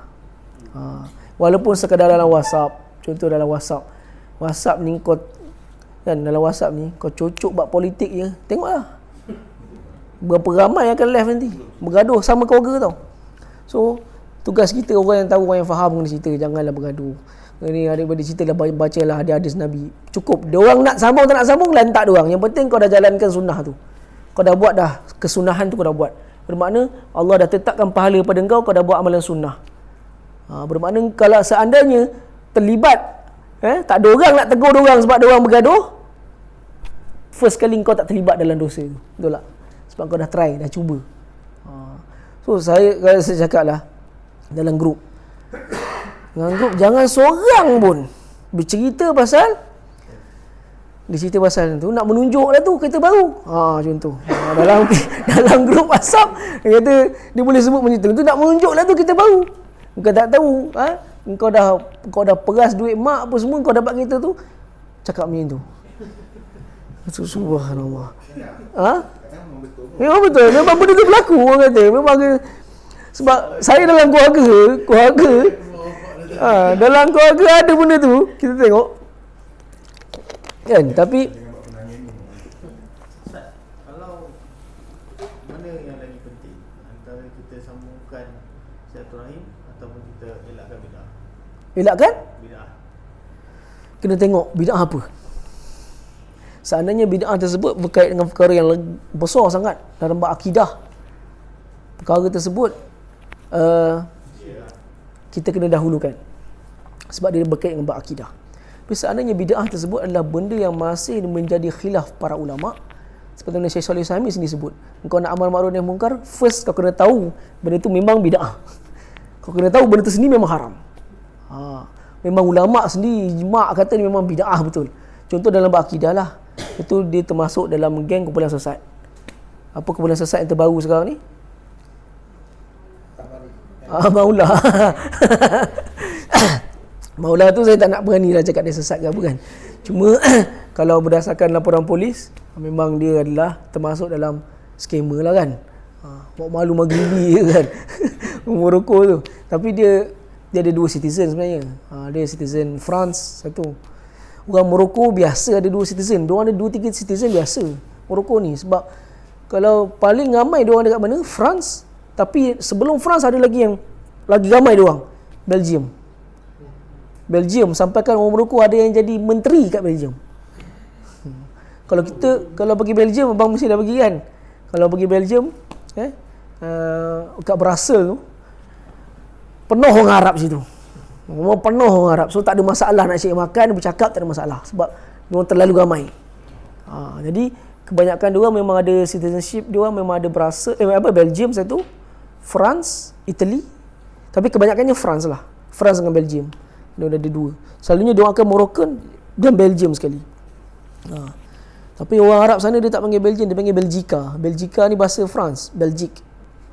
Jadi memang ada dua citizenship dia tu. Cuma kita orang kata apa tu lah akan sebutnya betapa pentingnya ni berpegang dengan Quran dan Sunnah di akhir zaman ni. Kalau tak, kita memang terjadi di antara golongan yang tu lah. Silap-silap dan tak kita yang tukang kopi udang. Kan? Kalau kita tak belajar Quran dan Sunnah, tak berpegang dengan Quran dan Sunnah, silap-silap kita tu yang sibuk kan sekali benda tu kan. So betapa pentingnya berpegang dengan Quran dan Sunnah ni kita kata. So apa tak sebut di sini? Kepentingan menyambung silaturahim, kan? Menyambung silaturahim ahli keluarga lah. Seperti Nabi SAW telah sebutkan dalam hadis. Jadi kita kata selepas tu dia kata kat sini walamma jahazahum bijihazihim. Okey, sekarang dia dah tahu dia ni adik-beradik dia ni datang minta makan. Dia pun siapkan. Jahazahum bijihazihim.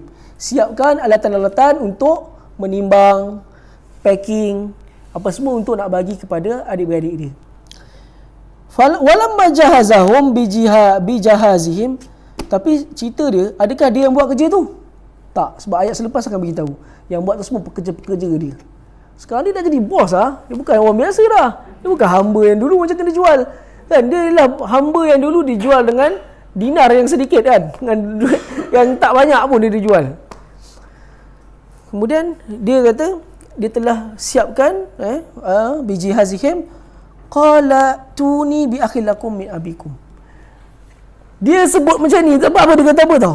Dia kata, aku bawalah adik kau yang last kali dia datang. Sebab apa dia boleh sebut macam ni? Sebab ini kena tengok dalam hadis. Hadis ada penerangan lanjutan ni. Sebab apa Nabi Yusuf boleh sebut macam ni?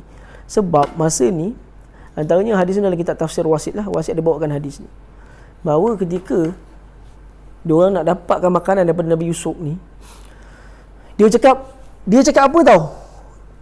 Wa talabastizada.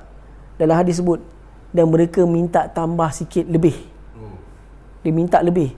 Kemudian Yusuf tanya, apa pasal nak lebih? Aku kira kau ada 10 orang. Kau nak lebih buat apa? Kata lebihkan 2 orang. Sebab ada bapa aku, ada adik lelaki aku yang tak ikut sama. So lebihkanlah 2. Dia kata. Bila dia kata lebih 2, barulah Nabi Yusuf kata, bawakan adik kau yang lelaki tu. Sebab kau minta lebih kan? Kau minta lebih tadi. So dia dah cerita dah, dia ada adik lelaki. Sebenarnya Nabi Allah Yusuf nak bawa Bunyamin sama-sama dengan dia. So dia buat plan dia kata, pertama dia kata, kau bawa nanti adik lelaki kau tu buat datang sini. Qala tu ni bi akhil lakum min abikum. Adik lelaki kau tu bawa sini. Kemudian dia kata, ala tarawna anni aufil kaila wa ana khairul munzilin. Korang kena bawa adik kau datang sini. Sebab korang tak nampak ke yang aku ni aufil kaila. Kau minta lebih, aku bagi lebih. Kau minta lebih, aku bagi lebih. Timbangan yang nak lebih, aku bagi lebih. Wa ana khairul munzilin. Dan aku telah memuliakan kau orang semua sebagai tetamu. Sekarang ni dia tak ada cakap. Bila kata dia ada adik lelaki, ada ke Nabi Yusuf kata, kau tahu tak adik lelaki kau mesti ada seorang adik lelaki yang dah mati kan? Ada ke dia sebut macam tu? Tak ada. Sebab apa? Dia tak nak plan dia hancur, dia tak nak plan dia silap. So dia pun kata, dia buat seolah-olah tak kenal dengan adik-beradik dia. Sebab memang adik-beradik dia sendiri pun Allah kata tak kenal dia. Dia je kenal mereka. Pun dia kata, kau bawa datang dia. Sebab apa? Sebab bukankah aku ni orang yang telah tambahkan timbangan kau? Aku telah timbang dengan baik-baik, telah tambah sekali. Dan aku ni orang yang memuliakan tetamu. Sebagai mufassir ada kata apa tu? Benda ni bersangkut paut dengan kisah bapa angkat dia dulu. Kan bapa angkat dia suruh isteri dia buat apa? Masa dia first datang rumah, akrimi maswah. akrimi maswah ni bermakna apa? Layan dia seperti orang yang baik walaupun dia seorang hamba yang aku beli. So ada ulama mengkaitkan dengan ayat tu. So nak cakap ni, dia ni belajar dengan pak angkat dia dulu. Dia ni seorang yang muliakan orang lain. Tu sebab sebagian ulama mengatakan ini adalah kerana acuan dia daripada orang yang baik. Dia telah dijaga oleh orang yang baik.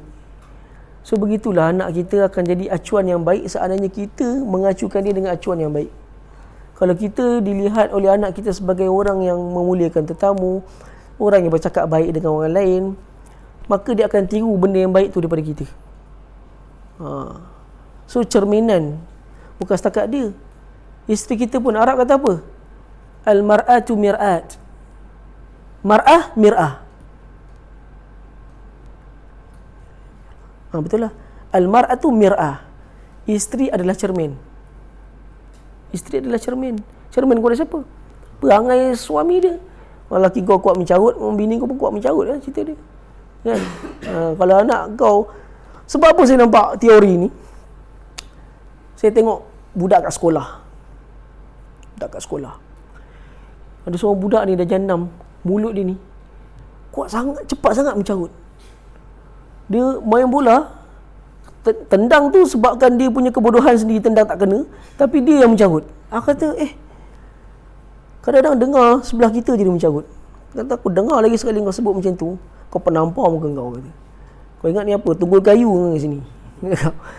Selalu saya cakap yang tu, kau ingat tunggul kayu ke? Kau carut-carut dari sebelah orang. Sebab apa? Saya cek background dia. Mak dia boleh datang sekolah pun sama lah mencarut. Mak dia tak puas hati dengan sekolah. Mak dia, tapi tak serang lah sekolah, tapi tak puas hati datang sekolah. Masa bercakap tu dia mencarut. Patutlah anak kau macam ni. Mulut kau pun jadi mencarut. Barulah saya tahu rupanya ni memang jenis mencarut punya orang. So anak dia pun sama mencarut. So macam itulah kata-kata. So ada yang ulama mengaitkan benda itulah. Macam mana dia boleh kata aku orang yang memuliakan tetamu. Aku memuliakan tetamu sebab kau ni datang sebagai tetamu kat sini. So aku muliakan kau. Wa ana khairul munzilin. Fa illam ta'tuni. Dia kata macam ni. Kalau kau tak bawa adik laki kau kepada aku, fala kaila lakum. Aku takkan timbang sikit pun. Fala kaila lakum indi wala taqrabun. Bukan kata aku tak timbang, kau datang dekat pun aku tak bagi. Dia terjemah apa kat situ? Jangan kamu menghampiri mendekati. Betul lah. Kita nak katanya di sini Nabi Yusuf seolah-olah menggunakan kaedah yang selalu saya sebut, iaitu apa yang Islam selalu jaga adalah bila dia haramkan sesuatu, dia akan mengharamkan segala benda yang boleh mendekatkan kepada perkara haram tersebut. So macam inilah juga dia nak katanya, kalau dia kata jangan dekat, bermakna baik kau tak payah datang lah, jangan terfikir pun nak datang. Sebab apa? Kau tak buat apa yang telah aku suruh. Bermakna dia kata jangan dekat pun, bermakna jangan datang langsung lah. Jangan dia bendul lagi faham, jangan dekat, so duduk kat depan-depan je lah, jangan dekat. Tak. Saya ingat dulu, saya punya ustaz saya dulu, anak Tok Guru Ni Aziz, almarhum Tuan Guru Ni Abdul Aziz. Anak dia dulu sekolah, saya dulu sekolah kat almarhum Tuan Guru Ni Aziz kat Kelantan dulu. Anak dia ni, antara anak-anak lelaki dia ni sangat garang. Ada seorang ni, nama dia Ustaz Ni Abdul Rahim. Kalau kita minta balik kampung pada minggu bukan balik kampung, dia kata apa? Kau fikir nak datang sini pun dah salah dah, dia kata. Bukan datang minta, terfikir nak datang sini pun dah salah, dia kata. Nak cakapnya macam itulah. Bermakna dia kata, kalau kata kau jangan dekat, kau terfikir nak datang pun dah salah dah. Kau jangan bawa. So dia nak sebut kat sini, kebanyakan mufassir dia katakan Nabi Allah Yusuf ni dia menggunakan kaedah at-targhib wa tarhib, ancaman dan juga kebaikan. Ini adalah dua unsur yang penting dalam mendidik anak-anak.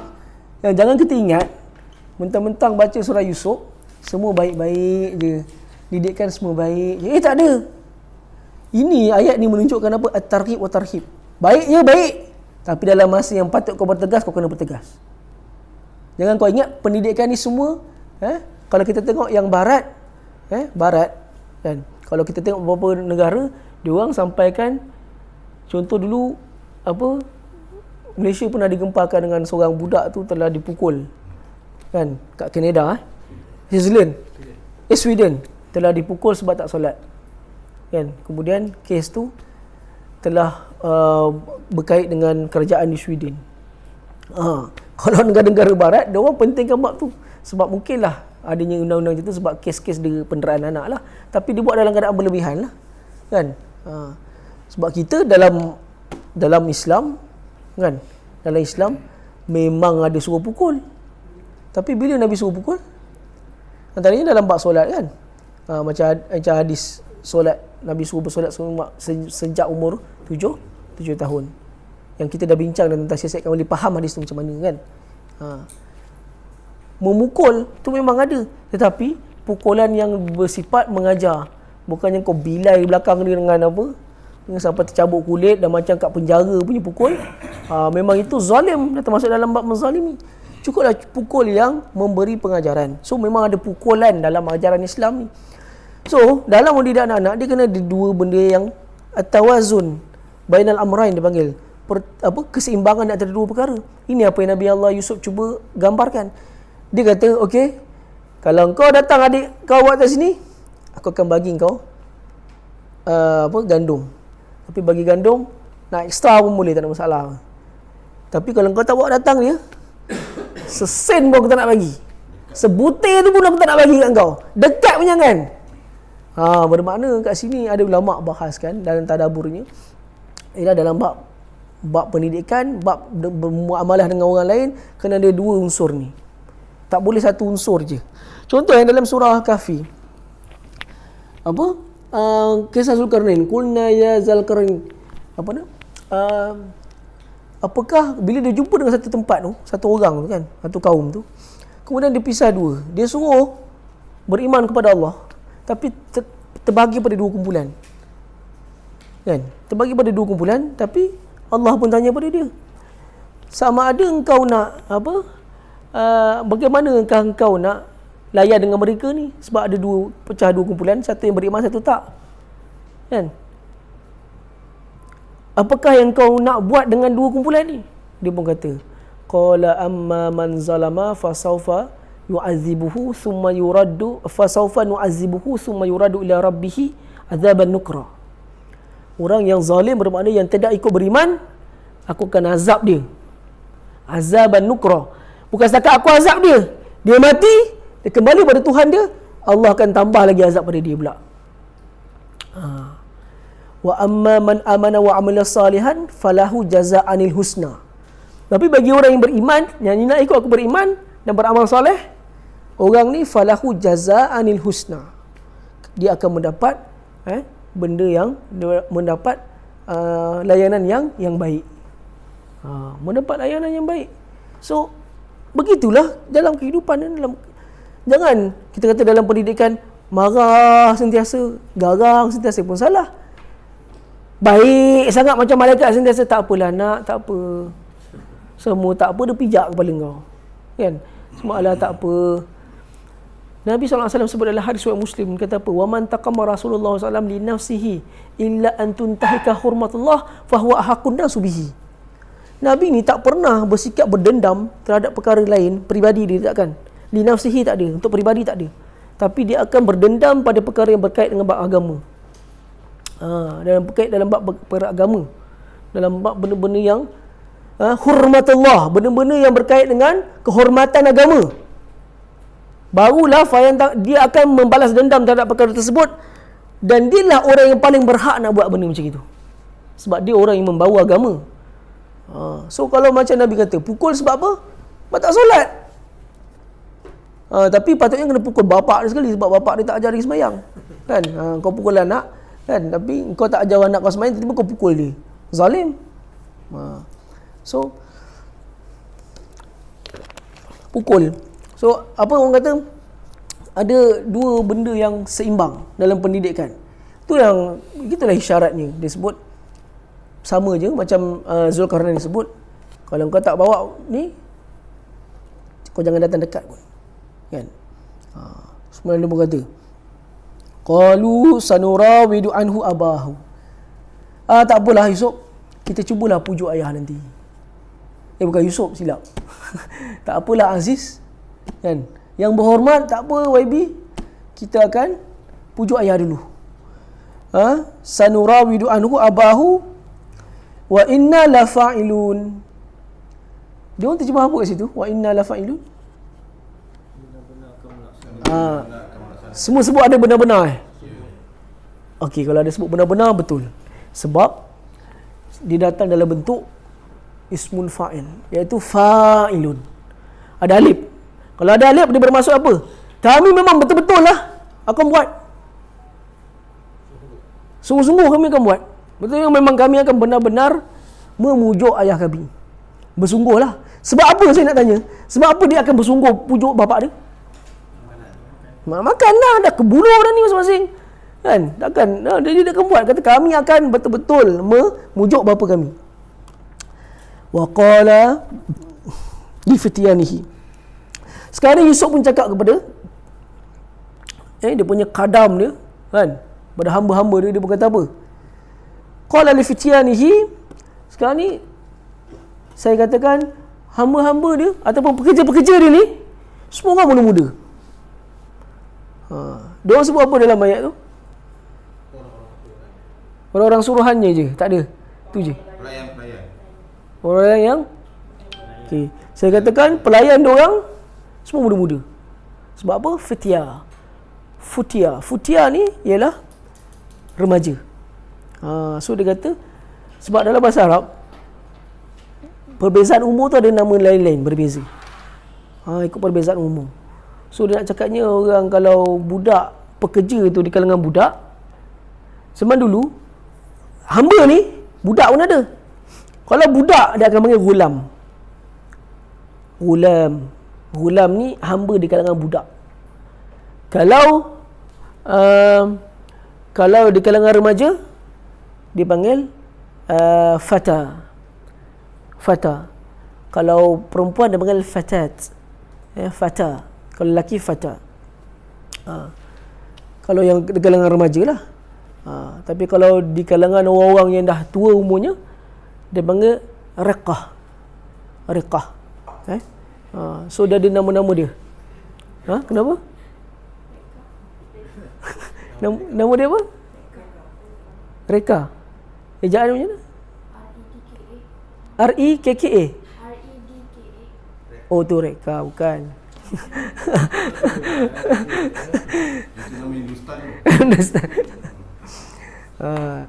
Kalau ni kata Riqah ni yang dah tua lah. So bila dia sebut fityan, bermakna yang ni jenis orang muda remaja lagi lah. So dia pun suruh orang ni buat apa? Dia kata apa? Ij'alu bida'atahum fi rihalihim la'allahum ya'rifunaha idzan qalabu ila ahlihim la'allahum yarji'un. Dia kata apa? Sekarang ni untuk nak dapatkan makanan, dia kena buat sistem barter. Tukaran barang. Dia kena bagi sesuatu benda untuk mendapatkan balasan kepada gandum tu. Sekarang ni dia dah bayar. Dia dah dapat dah dia punya gandum. Tapi Yusuf kata dekat khadam dia kata, ni ambil ni, kau letak balik dalam dia orang punya binatang tunggangan tu. Kau letak balik sebab dia nak kata apa? La'allahum ya'rifunaha idzan qalabu ila ahlihim la'allahum yarji'un. Diharapkan supaya dia orang ni akan datang balik. Agak sebab apa dia orang datang balik? Sebab dah habis lah makanan dia. Sebab anda kata duit tu dia ada, takut nanti dia dah tak ada duit, dia tak datang dah. Barang tukar, sistem barter.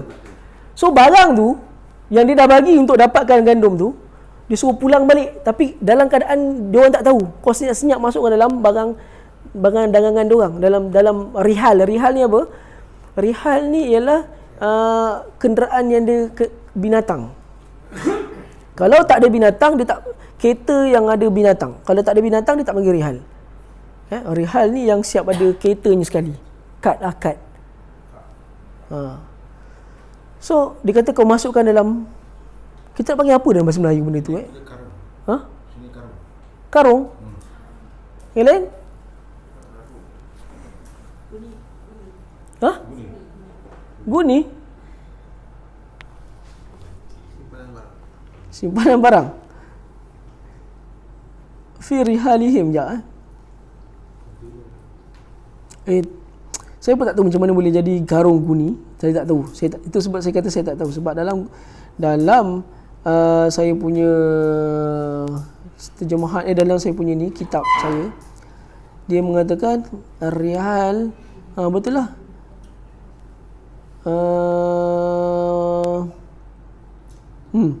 Rihal ni kenderaan lah. Tak ada ke yang terjemah kenderaan? Ada kan? Tu saya kata. Simpanan siapa? Simpan barang di kenderaan. Okey. Sekarang saya nak tahu berapa orang kenderaan kat tangan? Kenderaan. Seorang je, Syamil. Yang belah perempuan ada tak kenderaan? Ha? Guni Wish, pelik ni. Saya pertama kali dengar ni. Semua guni saya tak tahu. Kalau Rihal ni memang kenderaan lah. Tu saya tak tahulah. Seandainya kata guni tu saya tak tahulah. Semua apa yang saya boleh sebut berdasarkan tafsir yang saya guna, Al-Wasit. Apa saya faham dari sudut bahasa Arab, rihal ni memang kenderaan lah. So, mungkin bagi saya lah, guni tu ada kat kenderaan diorang kot. Kan? Tetap tak maksudnya bukannya takkan dia nak pergi ke Mesir, dia bawa karung guni je. Kan? Lepas tu dia nak bawa banyak-banyak gandum tu semua macam mana? Takkan nak pikul, mati tengah jalan. Kan? Berat. Kan? So mungkin dia kenderaan tu ada guni dan dia letak kat situ. Dia suam caravan. Caravan ke? Tak tahu. Caravan tu ni yang orang camping tu Itu pergi Australia punya. Tak orang kata macam mana? Itulah. Cuma dia nak sebutnya tujuan dia buat apa? Tujuan dia supaya dia orang akan datang balik. Sebab mungkin dengan benda tu dia orang ada duit lagi lah nak beli gandum lagi. Andai kata dia berpandangan kalau habis putus duit tu dah tak ada, dia orang takkan datang lagi. Itu sebab dia kata dia buat benda macam tu supaya la'allahum yarji'un, supaya mereka akan datang semula.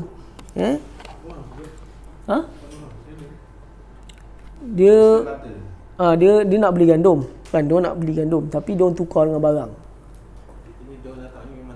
Memang ni sebab pergi sana bukan bagi free. Memang dia kena sistem barter dia tukar. Jadi dia sebab dalam beberapa tafsir disebut memang bid'ah tu ialah barang tukaran untuk dapatkan gandum. So sampai sana dia bagi barang, dia belilah gandum yang ada. Tetapi barang yang diorang bagi pada Yusuf tak ambil. Yusuf suruh letak balik dalam diorang punya kenderaan supaya diorang ada kesempatan lagi kalau dah putus dia punya gandum, diorang ada duit yang sama tu boleh datang balik ke sini. Barang dagangan mereka mungkinlah, sebab mungkin diorang gunakan barang dagangan sebagai tukaran kepada gandum tersebut. So barang pada dia tu barang lahir. Yelah, maksudnya seandainya dia tak bagi balik, Yusuf berpandangan takut bila diorang dah tak ada dah apa-apa, kan, diorang dah tak ada apa-apa lagi, sebab duit yang last tu mungkin dia dah bagi dah tak ada, so dia tak akan datang lagi, tak akan jadi sebab untuk diorang datang lagi sekali. So dia nak cipta satu sebab untuk diorang datang lagi. Tak apalah, ni sedekah lah kat korang. So kau bagi aku duit, tapi duit tu aku bagi balik kat kau, supaya kau datang lagi untuk beli gandum lagi. Itu sebab dia kata la'allahum yarji'un, dengan harapan mereka akan datang semula. Tukaran tu kira harta Yusuf ke harta negara, macam mana dia boleh bagi kat orang balik? Betul juga.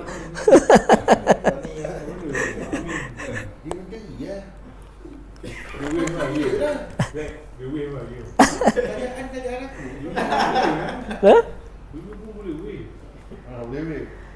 Mungkin bang, pada perkataan ayat yang Allah kata yatabawwa'u min haitsu yasha. Dia boleh buat seperti apa yang dia nak. Di ataskan kepercayaan yang diberikan. Macam kan saya kata tadi kan. Yatabawwa'u haitsu yasha tu memang diterjemahkan dia berhak berjalan di mana-mana kat bumi Mesir. Tetapi ulama bahaskan dia berhak buat apa pun yang dia nak dalam pentadbiran dia. Apa yang difikirkan baik pada pentadbiran dia. Pada perkataan yatabawwa'u haitsu yasha tu. So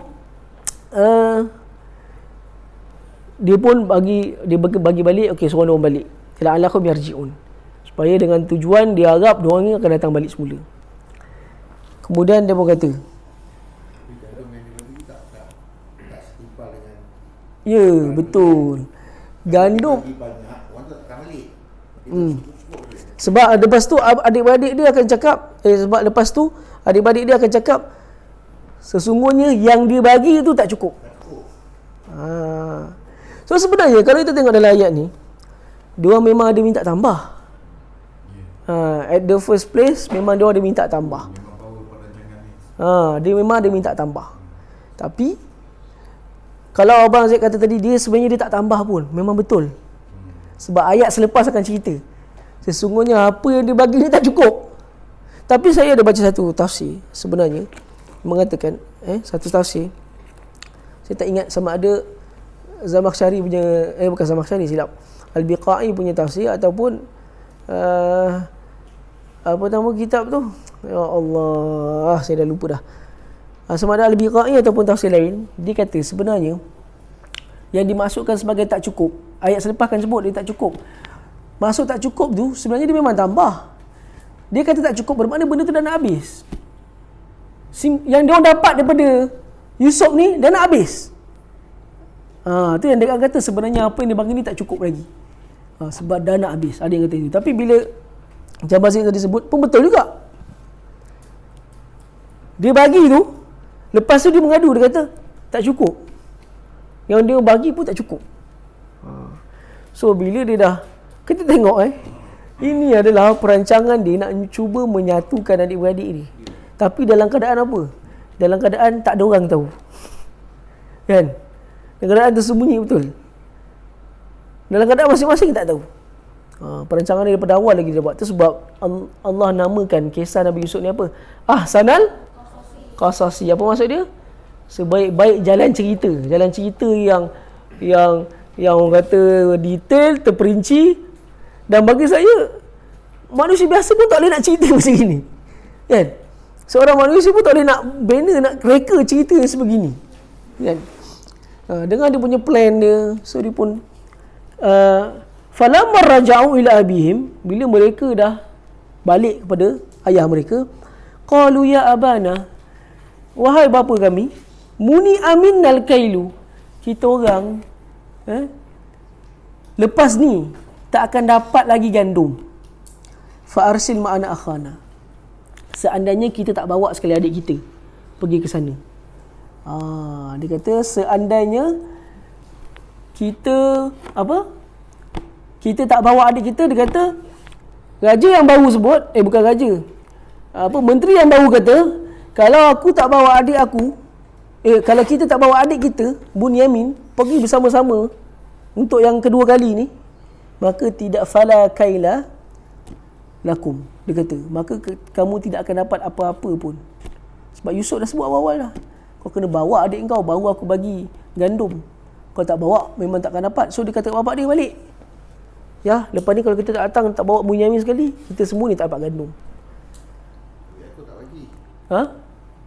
Takut berlaku pada Bunyamin. Macam mana dia buat pada Nabi Yusuf. Betul lah. Selepas tu bapak dia tak setuju. Tapi belum masuk lagi. Belum masuk lagi.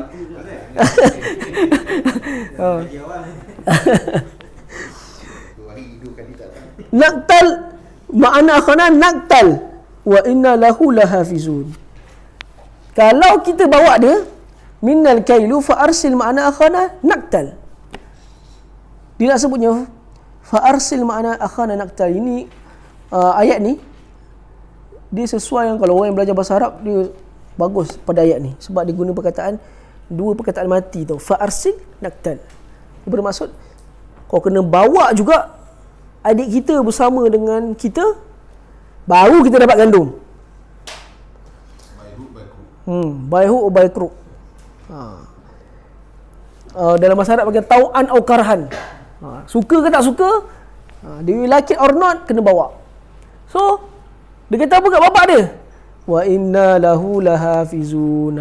Sama juga jalan cerita dia macam Nabi Yusuf.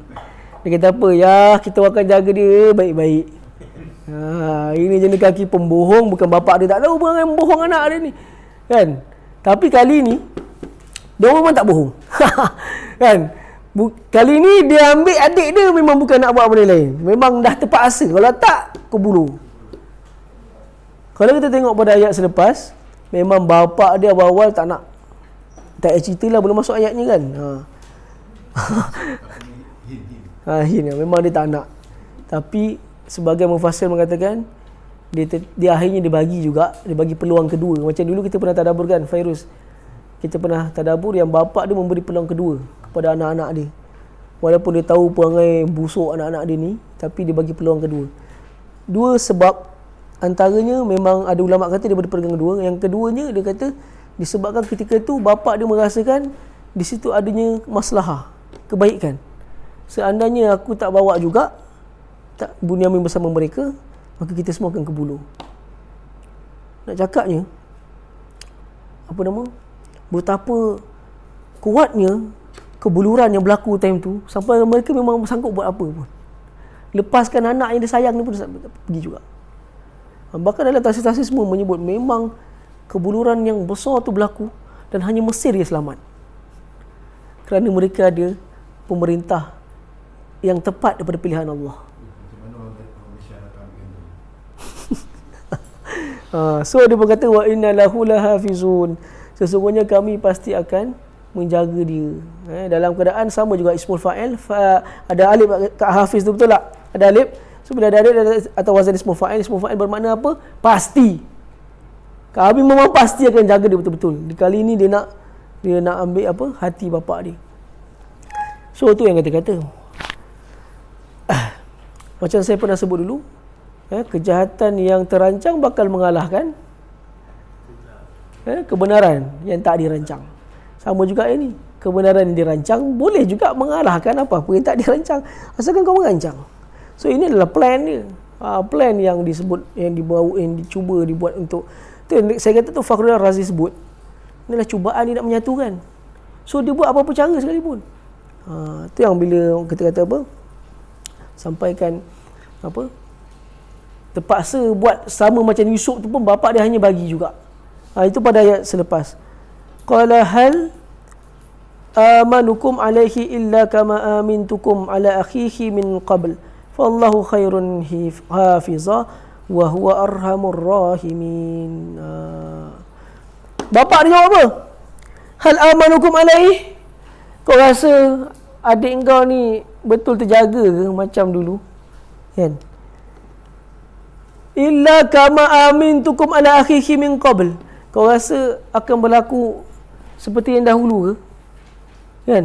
Bapak dia kata, anda kata aku lepaskan, ni benda yang sama juga disebut.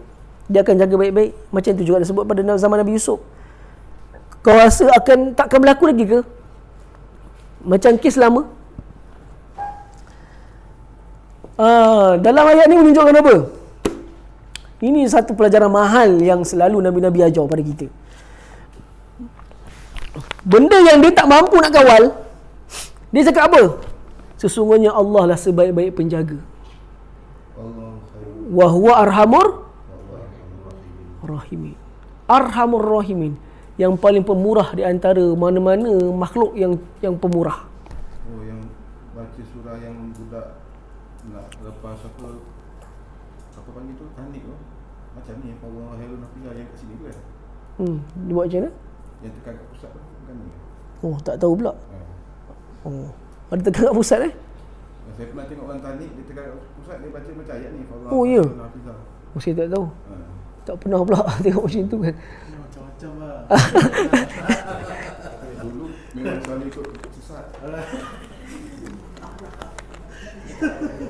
Setahu saya kalau yang kat pusat tu orang kecil malam letak mentadak mentadu kat pusat. Itu ngilu lah. Kau pandai-pandai.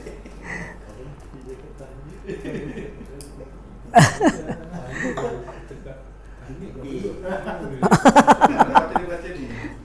Allah khairun hafizah. Allah sebaik-baik penjaga. Ha? Fallahu khairun hafiza wa huwa arhamur rahimin. Okey, andai kata dia gunakan doa tu untuk mendoakan agar anak dia dipelihara daripada sebarang apa, dan Allah ni Maha pemelihara, tak ada masalah. Tapi masalah dia berlaku bila dia cocok pusat tu lah.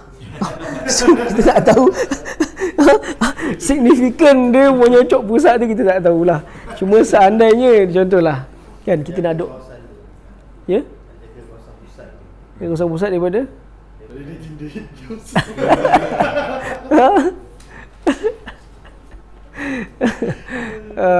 kita kata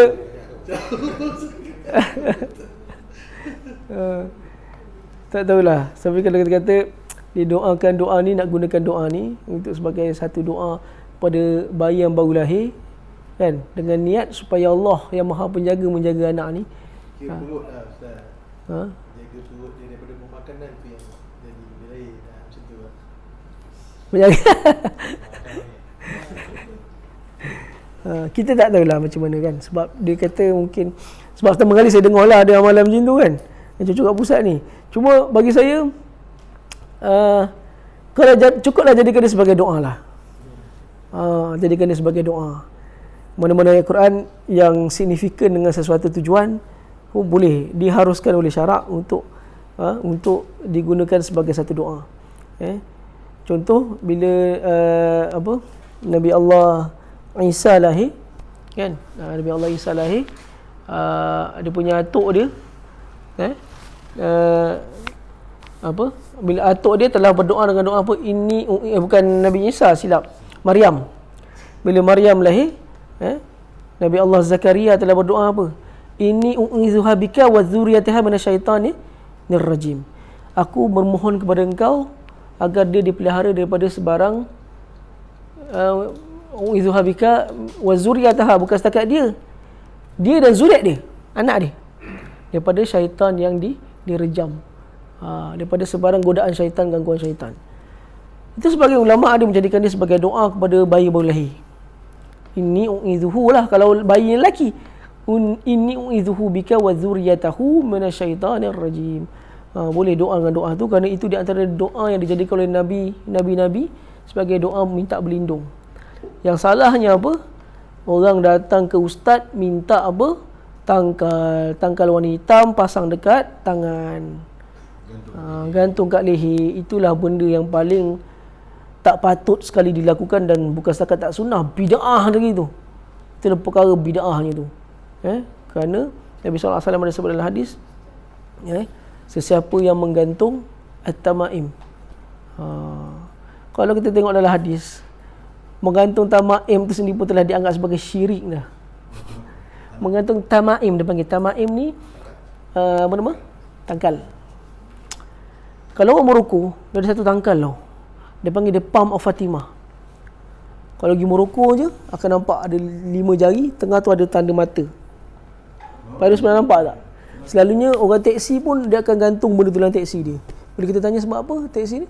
Sebab mata ni akan memerhatikan sebarang keburukan akan halang. Kitchen semua. Jangan beli, beli. Sebab itu ada kepercayaan tangkal di situ. Niat ni apa? Benda tu ingat dia macam signifikan kan. Siapa jual. Memang itu ialah tangkal dia orang. Tapi tak apa sebab tak tahu kan. Dia memang tu guna sebagai tangkal lah. So kalau zaman kita ceritalah, kadang-kadang kita punya benda ni pun benda yang perlu kita sebut pada ahli keluarga kita yang masih ada buat benda ni kan. Kadang-kadang yang bagi tangkal tu pun ustaz juga kan. Memang dia minta pada ustaz. Dia minta pada ustaz. Kadang orang tanya, ustaz boleh ke ada tangkal macam ni? Masa tu dia tanya silap lah. Dia tanya saya baru balik Morocco kot. Dia tanya benda macam tu. Memang saya baca hadis lah. Memang kita kata memang benda ni haram. Tak boleh digantung-gantung benda-benda ni semua. Diorang letak Walaupun saya tak nafikan, sebahagian pandangan ulama memang ada yang mengharuskan. Selagi mana tangkal tersebut dibacakan ayat Quran, memang ada yang mengharuskan. Tetapi bab kata Dr. Yusuf Al-Qaradawi dalam kitab dia mengatakan bahawa satu pintu bid'ah dibuka, akan terbuka pintu bid'ah yang lain. Selalu itulah sifat bid'ah. Bila satu pintu tu kau buka, dia akan melahirkan pintu-pintu bid'ah yang lain akan masuk. So, Islam punya cara ialah mencantas pintu-pintu tersebut untuk dibuka. So, kan lebih baik ustaz tu kata kalau orang minta apa semua, berdoa dengan doa seperti para nabi di dalam Al-Quran. Macam kita nak guna doa ni tadi. Wallahu khairun hafizah. Wa huwa arhamur rahimin. Wallahu khairun hafizah. So, Nabi Allah ni ajar kepada kita satu benda tau. Semua benda yang kau tak mampu nak lakukan, semua kau kembalikan kepada Allah. Tawakal kepada Allah. Kalau kita nak cerita pasal tawakal para sahabat ni, contoh saya ambil contoh lah. Ini contoh tawakal para sahabat ni antara hidup dan mati tu. Contoh peperangan Mu'tah yang berlaku di Karak. Bukan leburai Karak. Karak kat ni Jordan. Mu'tah pun kat Jordan. Bukan Mu'tah. Tempat belajar Dr. Rozaimi tu kat Mu'tah, Jordan dulu. Peperangan tu berlaku ketika Nabi hampir-hampir nak wafat tu. Bila sebab apa berlaku peperangan Mu'tah ni, cerita dia ialah sebab Nabi telah menghantar seorang utusan tu, Haris bin Umair Al-Azdi tu, Haris bin Umair. Dia ni dihantar bagi utusan, kepala dia telah dipenggal tu. Tak pernah dalam sejarah Islam, bahkan diorang ada perjanjian di antara negara-negara, mana-mana utusan tak boleh dibunuh. Seandainya utusan tu dibunuh, memang wajib perang di antara kedua pihak. Tak boleh dibunuh mana-mana utusan. Jadi utusan Nabi ni telah dibunuh. Bila Haris bin Umar telah syahid sebagai utusan Nabi, dipenggal kepala dia, Nabi lancarkan perang. Dia berkata ini semua orang kafir dengan Allah. Ini betul orang kafir sebab dia bunuh orang Islam. Dia mewujudkan permusuhan. So bila dia cuba mewujudkan permusuhan, Nabi telah menghantar 3 orang general. Zaid bin Harisah, Ja'far bin Abi Talib, dan seorang lagi Abdullah bin Rawaha. Abdullah bin Rawaha 3 orang general besar. Ini 3 orang ni Nabi hantar. Nabi kumpul sahabat 3,000. Kumpul tentera 3,000 orang. 3 orang general ni bertugas mengetuai 3,000 orang ni untuk pergi di perbatasan. Masa ni yang bunuh dia punya utusan ni adalah di tanah Syam. Orang Syam ni masa tu, Syam di bawah kuasa Rom. So seolah-olah diorang telah berperang dengan Rom sebenarnya. Dan Rom telah hantar seorang dia punya delegasi dia untuk jaga orang tanah Syam ketika itu adalah Syurahbil. Syurahbil yang telah penggal kepala Haris utusan Nabi. So bila dia dah Nabi lancarkan perang, bila dia datang bersama 3,000 orang, masa tu diorang pergi satu tempat, nama tempat tu Ma'an. Ma'an ni kat belah Jordan lah. Sampai kat Ma'an ni diorang mesyuarat apa kita nak buat ni. Sebab dia sebelum nak pergi perang tu, dia hantar seorang mata-mata spy pergi tengok berapa kekuatan. Pergi tengok sekali, dia kira dia kata lebih kurang 100,000 orang bersama tentera tambahan 100,000 orang lagi, lebih kurang 200,000 orang. Sebab 200,000 orang ni, 100,000 ni memang orang Rom dah. 100,000 lagi ni adalah ni Bulkin, semua negara-negara belah Mesir semua diambil ni. Negara-negara Islam yang lain ni semua pun masuk sekali. So dah ada kekuatan lebih kurang 200,000 orang. So dia kata diorang mesyuarat pada malam tu, apa kita nak buat ni? 3,000 nak lawan 200,000. Tapi suatu orang yang Allah kurniakan jiwa yang sangat besar. Beginilah para sahabat. Kita rasa kita tak boleh nak capai cara iman diorang ni. Dalam pada dia tahu 200,000 orang menunggu diorang nak mati ni, dia boleh sebut kita ni, kata kita keluar ni pun sebab kita nak benda yang kita tak suka. Sebab Allah kata dalam Quran, mungkin kau suka sesuatu sedangkan benda tu tak baik untuk engkau. Kan, mungkin kau tak suka sesuatu sedangkan benda tu baik untuk engkau. Ayat tu adalah refer kepada perang. So dia kata kita keluar ni pun untuk dapatkan benda yang kita tak suka. Kematian lah. Kita mungkin dia kata ni semua tak mungkin. Mungkin kita yang beriman adalah nak mati. Mungkin ada orang ni semua tak nak benda ni. Kita keluar ni pun untuk mendapatkan benda yang kita tak suka. Kita berperang bukan disebabkan ada bilangan, disebabkan harta, nak sebabkan harta rampasan, bukan tu semua kita perang. Tetapi kita perang disebabkan apa? Li ajli dinina. Kita berperang demi agama kita. Itu dia berkhutbah depan, sebab kalau tak ada orang khutbah, tak ada orang bangun berkhutbah time tu, semua orang dah apa jadi? Apa jadi? Balik. Dah tak berani dah fikir 200 ribu. Bayangkan 200 ribu, dan juga satu dinasti yang sangat besar kuasanya, itu Rom. Dan bila Rom Byzantine tau, dia Rom Byzantine ni belah timur lah kan, dia ada Rom yang lagi besar tu, yang Kaisara tu, Kisra, bukan Kaisara, Kisra. Kalau Kisra tu belah yang Rom satu lagi, ini Byzantine punya jajahan. So dia orang kita panggil Rom Timur lah, Byzantine. Jadi dia orang masa nak bermesyuarat tu, kita nak buat macam mana? Sama ada kita tulis surat pada Nabi, kita beritahu kekuatan kita macam mana, kekuatan musuh berapa, ataupun kita tunggu je kita tulis surat, ataupun kita tunggu arahan, ataupun satu lagi orang, ada satu orang cadangkan, dia buat apa? Kita balik.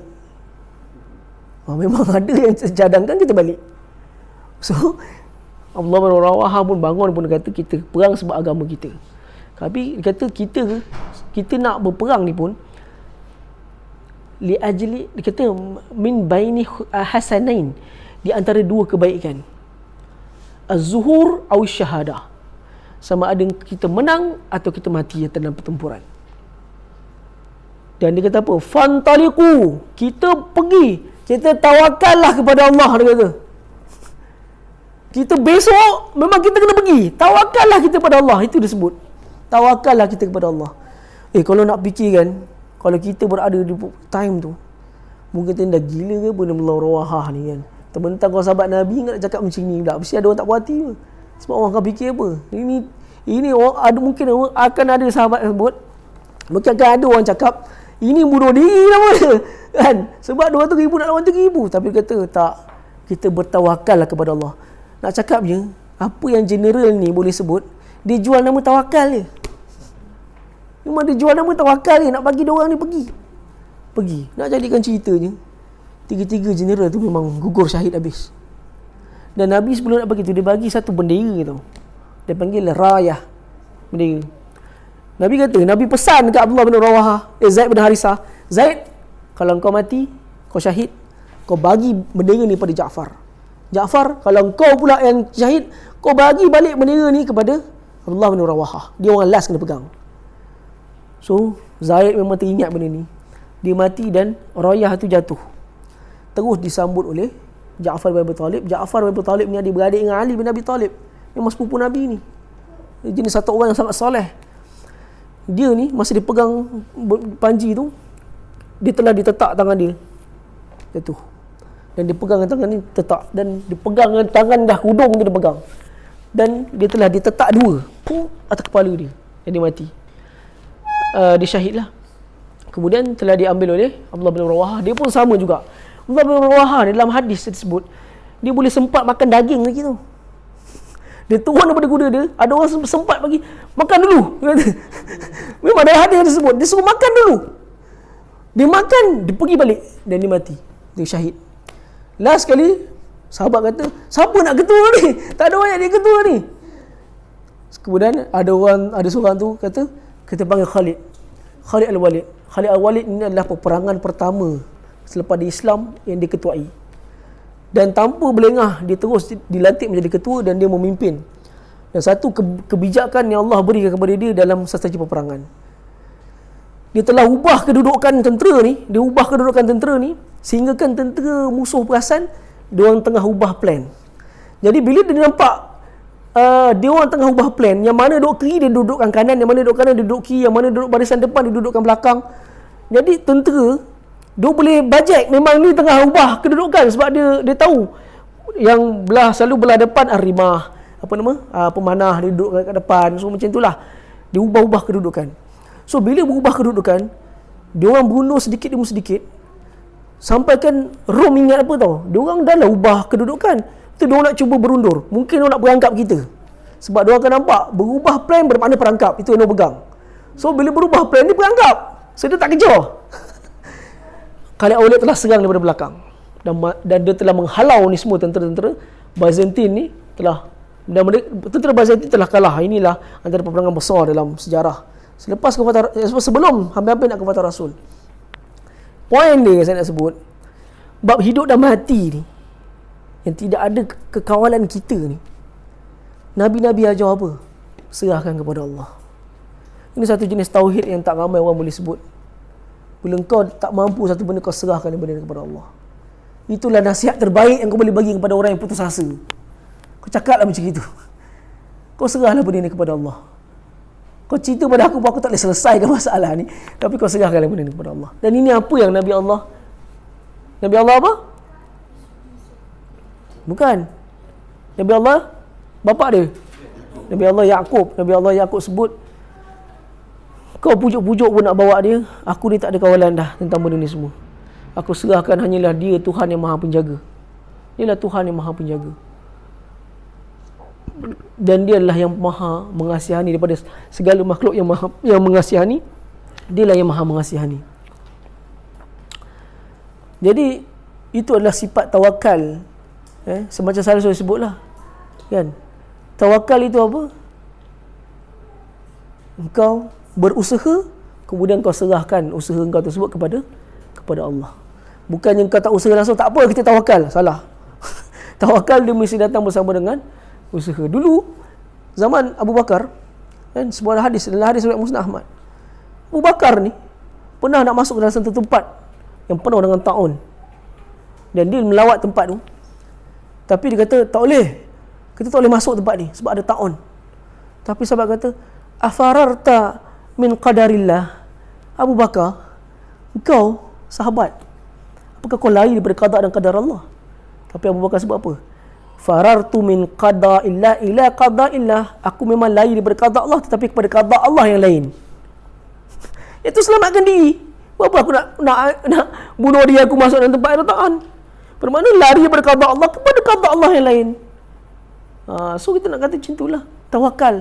Itulah sifat tawakal yang betul. Adanya prevention, adanya usaha. Dah buat tak menjadi, tawakallah kau kepada Allah. Kau dah buat, kau tawakallah kepada Allah. Jadi setakat itu boleh kita kongsi bersama. Sikit lah sikit. Macam biasalah. Fairuz, bismillah.